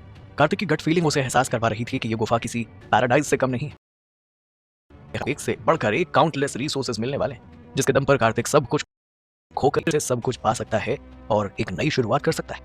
टाइम हो गया था वापस इस गुफा से अपने मेंशन में जाने का। कार्तिक ने जरूरी पत्थर के टुकड़ों को सैंपल के तौर पर अपने में रख लिया। कार्तिक जल्दी ही मैगी के साथ वापस ग्राउंड पर आ गया और रिसर्च इंस्टीट्यूट की तरफ बढ़ गया ताकि जल्द से जल्द पत्थर को एनालाइज करने के लिए रितिका और रजत को दे सके। कार्तिक मन ही मन एक्साइटेड और नर्वस दोनों था। उसने अपने मन में सोचा कि अगर ये पत्थर काम के निकले तो कार्तिक को अनलिमिटेड रॉ मटेरियल मिल जाएगा जिससे वो अपने प्रोडक्ट भी बनवा सकता है और बाहर भी बेच सकता है। जल्दी ही रितिका ने उन पत्थरों को रिसर्च इंस्टीट्यूट की एक लैब में प्लेस कर दिया और किसी इंस्ट्रूमेंट से टेस्ट करने लगी। कुछ देर तक टेस्टिंग करने के बाद रितिका ने कार्तिक से कहा, तुम्हें ये पत्थर कहाँ से मिले? इनमें अलग अलग तरह के मिनरल्स हैं और ये हमारे बहुत काम के हैं। ये बात सुनते ही कार्तिक बहुत ज्यादा खुश हो गया और एक्साइटेड होते हुए बोला, थैंक गॉड, मैं तो बहुत ज्यादा डर गया था कि ये हमारे किसी काम के नहीं निकले तो क्या होगा, पर अब हमारे पास खुद के मिनरल रिसोर्सेज हैं। कार्तिक की बात सुनकर रितिका ने उसे बीच में ही रोकते हुए कहा, अभी इतना ज्यादा खुश होने की जरूरत नहीं है, मैंने इन सैंपल्स को एनालाइज कर लिया है, पर जरूरी नहीं कि इन सब पत्थरों में मिनरल्स निकले। कहाँ मिला था तुम्हें ये पत्थर? ये सवाल सुनकर कार्तिक ने तुरंत सारी बात बताते हुए कहा, रिफ्लेक्टिंग मून आइलैंड पर एक अंडरग्राउंड गुफा है और वो बहुत बड़ी गुफा है, वहीं पर मिला था ये मुझे। कार्तिक की बात सुनकर कुछ देर सोचने के बाद रितिका ने कहा, तुम मुझे वहां पर लेकर चलो, मैं देखना चाहती हूँ। हमें हमारे साथ कुछ इंस्ट्रूमेंट भी लेने होंगे ताकि हम ऑन द स्पॉट चेक कर सके, वरना सिर्फ सैंपल को देखकर कंक्लूजन तक पहुंचना मुश्किल हो जाएगा। कुछ सोचकर कार्तिक ने कहा, ठीक है हम लोग चलते हैं, एक एक मिनट बहुत जरूरी है। कार्तिक ने इतना कहा ही था कि तभी पीछे से कियारा ने आते हुए कहा, कौन कहाँ जा रहा है, मुझे भी जाना है। कियारा की बात सुनकर कार्तिक ने उसे मना करते हुए कहा, तुम यहाँ क्या कर रही हो, वो भी रिसर्च इंस्टीट्यूट में? वैसे भी हम लोग काम के लिए जा रहे हैं, तुम वहां जाकर परेशान हो जाओगी। कार्तिक की बात सुनकर कियारा ने गुस्सा करते हुए कहा, मुझे कुछ नहीं पता, मैं तुम्हारे साथ चलूंगी, परेशान होने तो हो जाऊंगी, कम से कम कुछ देर तुम्हारे साथ बात करने का मौका तो मिलेगा, वरना तुमसे तो 2 मिनट बात करने के लिए भी ना अपॉइंटमेंट लेनी पड़ती है और वो भी महीनों तक पेंडिंग रहती है। कियारा की बात सुनकर कार्तिक ने उसे समझाते हुए कहा, समझने की कोशिश करो, मैं वहां काम के लिए जा रहा हूँ, कोई फायदा नहीं है मेरे साथ आने का। इस बार कियारा गुस्सा होकर वहीं बैठ गई। कार्तिक कुछ कहता उससे पहले ही रितिका ने बीच में ही कहा, मुझे बीच में बोलना तो नहीं चाहिए, पर अगर कियारा साथ आना चाहती है तो कोई दिक्कत नहीं है कार्तिक, तुम कियारा को साथ ले लो, हम और वक्त बर्बाद नहीं कर सकते। वक्त की बात सुनकर कार्तिक को याद आया कि वो लोग लेट हो रहे हैं, इसलिए उसने एक नजर कियारा को देखा जो अभी भी नाराज होकर बैठी हुई थी। ये देखकर कार्तिक ने कहा, हाँ अच्छा बाबा ठीक है चलो हमारे साथ, पर वहां तुम मुझे प्लीज डिस्टर्ब मत करना। ये बात सुनकर कियारा खुश हो गई और खुश होकर कार्तिक को गले लगाते हुए बोली, thank you thank you thank you thank you so much, मैं तुम्हें बिल्कुल डिस्टर्ब नहीं करूंगी। इतना कहकर कार्तिक और रितिका के साथ कियारा भी चल पड़ती है। ये तीनों आगे आगे चल रहे थे और तभी कार्तिक ने देखा कि मैगी अभी भी उन्हें फॉलो कर रही है। ये देखकर कार्तिक ने उसे मना करते हुए कहा, मैगी तुम वापस मेंशन चली जाओ, मुझे रास्ता पता है, मैं इन दोनों को लेकर चला जाऊंगा। कार्तिक की बात सुनकर मैगी ने मना करते हुए कहा, सर प्लीज मुझे भी अपने साथ आने दीजिए, ऐसे में मैं आप लोगों की मदद कर पाऊंगी। कार्तिक ने तुरंत मना करते हुए कहा, उसकी कोई जरूरत नहीं है, मेंशन में जाकर आराम करो, पिछले कुछ दिनों से तुम लगातार काम कर रही हो और तानिया के पास भी कोई रहना चाहिए। बार बार मना करते हुए देखकर मैगी ने हार मानकर कहा, ठीक है सर, अगर किसी भी चीज की जरूरत हो तो प्लीज आप मुझे कॉन्टैक्ट कर लीजिएगा। इतना कहकर वापस मैगी अपने मेंशन की तरफ चली गई। वहीं दूसरी तरफ कार्तिक कियारा और रितिका के साथ रिफ्लेक्टिंग मून आइलैंड पर बनी उस अंडरग्राउंड केव के अंदर चला गया। कियारा को ये सब कुछ बहुत ही इंटरेस्टिंग लग रहा था क्योंकि हर वक्त शूटिंग में बिजी रहने की वजह से वो कार्तिक के साथ टाइम स्पेंड नहीं कर पाती थी। फाइनली इस तरह की एडवेंचरस जगह पर आकर कियारा को बहुत अच्छा लग रहा था। गुफा के अंदर आते हुए कार्तिक ने कहा, यही वो अंडरग्राउंड गुफा है जहां मुझे ये पत्थर मिले थे, अगर तुम्हें वेन का पता करना है तो गुफा के अंदर जाना होगा। कार्तिक की बात सुनकर रितिका ने गुफा को चारों तरफ से देखते हुए कहा, यहाँ खड़े खड़े ये बता पाना मुश्किल है, पर सच कहूं तो मुझे विश्वास नहीं हो रहा कि इस आइलैंड पर इतनी बड़ी गुफा बनी हुई है। रितिका की इस बात पर कार्तिक ने हंसते हुए कहा, ये सब तो नेचर का कमाल है, वो इस तरह के अमेजिंग काम करती रहती है। जल्दी ही ये तीनों चलते हुए गुफा की गहराई की तरफ आ गए, जहां पर इक्विपमेंट स्टोर किए गए थे। कार्तिक ने जब देखा कि इस गुफा को देखकर रितिका बहुत ज्यादा क्यूरियस हो रही है, तो कार्तिक ने उसे सारी बात बताते हुए कहा, ये सब कुछ जो तुम देख रही हो, ये सारे इंतजाम मैगी ने किए। यहाँ पर सारे बैकअप प्रोडक्शन लाइन्स हैं और साथ ही साथ एक्सकेवेटिंग इक्विपमेंट्स भी। इन सबको इसी गुफा में फाइनल लुक दिया जाने वाला है। ये सुनकर रितिका ने काफी हैरानी से देखते हुए कहा, यहाँ पर कंस्ट्रक्शन होगा? कार्तिक ने आगे की प्लानिंग बताते हुए कहा, हाँ, ये जगह अंडरग्राउंड बेस के तौर पर बहुत ज्यादा सूटेबल है और ये जगह सेफ भी है और छुपी हुई भी। इस बात से रितिका भी सहमत थी। कियारा भी उन्हें फॉलो करते हुए पीछे पीछे आ रही थी और तीनों जल्दी ही उस जगह पर पहुंचे जहां से कार्तिक ने सैंपल कलेक्ट किए थे। तभी रितिका की नजर उन दीवारों पर गई और उसने सबको रोकते हुए कहा, सब लोग यहीं पर रुक जाओ, मुझे लगता है कि मिनरल्स वेन मिल गई है। ये बात सुनकर कार्तिक खुश होते हुए बोला, मुझे पता था, ये जगह बहुत ज्यादा मैजिकल है। रितिका ने जल्दी ही अपने हाथ में पकड़ा हुआ इक्विपमेंट उस दीवार पर लगाया और ध्यान से इन्वेस्टिगेशन करने लगी। कार्तिक और कियारा भी आगे बढ़कर रितिका की मदद करने लगे। काफी देर तक तीनों काम करते रहे। 5 घंटे के बाद तीनों बहुत ही थक गए थे और थक कर वहीं पर एक कोने में बैठकर लंबी लंबी सांस लेने लगे। इतना काम करने की वजह से सबकी सांसें उखड़ रही थी। कार्तिक को बहुत भूख लग रही थी, इसीलिए उसने पास की जगह को साफ करते हुए वहां पर आराम से बैठकर कहा, पहले कुछ खा लेते हैं, उसके बाद आगे काम करेंगे। भूख तो रितिका और कियारा को भी लग रही थी, इसलिए दोनों तुरंत मान गई। कार्तिक तो फिर भी लड़का था। कियारा और रितिका की फिजिकल हेल्थ उतनी अच्छी और स्ट्रांग भी नहीं थी जितनी लड़कों की होती है। कार्तिक ने जल्दी से अपने बैग में रखा हुआ खाना निकाला और तीनों ने आपस में बैठकर खाना शुरू कर दिया। कुछ देर तक आराम करने के बाद फिर से तीनों काम में लग गए। एक्सप्लोर करते करते तीनों ही गुफा की गहराई में चले गए थे। कार्तिक के साथ साथ बाकी दोनों लड़कियों को भी हैरानी हो रही थी, क्योंकि इस गुफा का कोई अंत नहीं मिल रहा था। जितना आगे जाते जा रहे थे उतना आगे रास्ता बनता ही जा रहा था। और हैरानी की बात यह थी कि गहराई में जाने के बाद भी ये गुफा सक्रिय नहीं थी, बल्कि बहुत खुली खुली और फैली हुई थी। यहाँ चारों तरफ बहुत स्पेस था। ऐसा लगता था जैसे एक नई दुनिया में ही ये तीनों आ गए हो। कार्तिक ने कभी नहीं सोचा था कि रिफ्लेक्टिंग मून आइलैंड उसके लिए खजाना बनकर निकलेगा, एक ऐसा खजाना जो कभी खत्म नहीं होता। पूरी रिफ्लेक्टिंग मून आइलैंड पर पहले कार्तिक को जेड माइन मिली, उसके बाद अनलिमिटेड डिफरेंट मिनरल्स और रिसोर्सेज, जिससे कार्तिक के पास पैसा भी आ गया और पावर भी और रिसोर्सेज भी। कार्तिक ने हैरान होते हुए रितिका से कहा, कैसी लगी ये जगह? रितिका खुद बहुत ज्यादा हैरान थी कि उसके पास कहने के लिए कोई शब्द ही नहीं थे। ज्यादातर वो हमेशा अपनी रिसर्च लेबोरेटरी में बैठी रहती थी और कंप्यूटर पर लगी रहती थी, इसीलिए उसे पता नहीं था कि दुनिया में इतनी खूबसूरत जगहें भी हो सकती हैं। उसने हैरान होते हुए कार्तिक से कहा, ये जगह मेरी इमेजिनेशन से भी बहुत बियॉन्ड है कार्तिक। यहाँ पर बहुत सारे मिनरल्स रिसोर्सेज अवेलेबल हैं। हर तरह से ये जगह एक ट्रेजर लैंड है और तुम लकी हो कि तुम्हारे पास ये जगह है। मुझे ऐसा क्यों लग रहा है कि एक नए खतरे की घंटी इन सब के सिर पर मंडरा रही है। कुछ ऐसा बहुत खतरनाक होने वाला है जिसके बारे में ना कार्तिक ने सोचा होगा और ना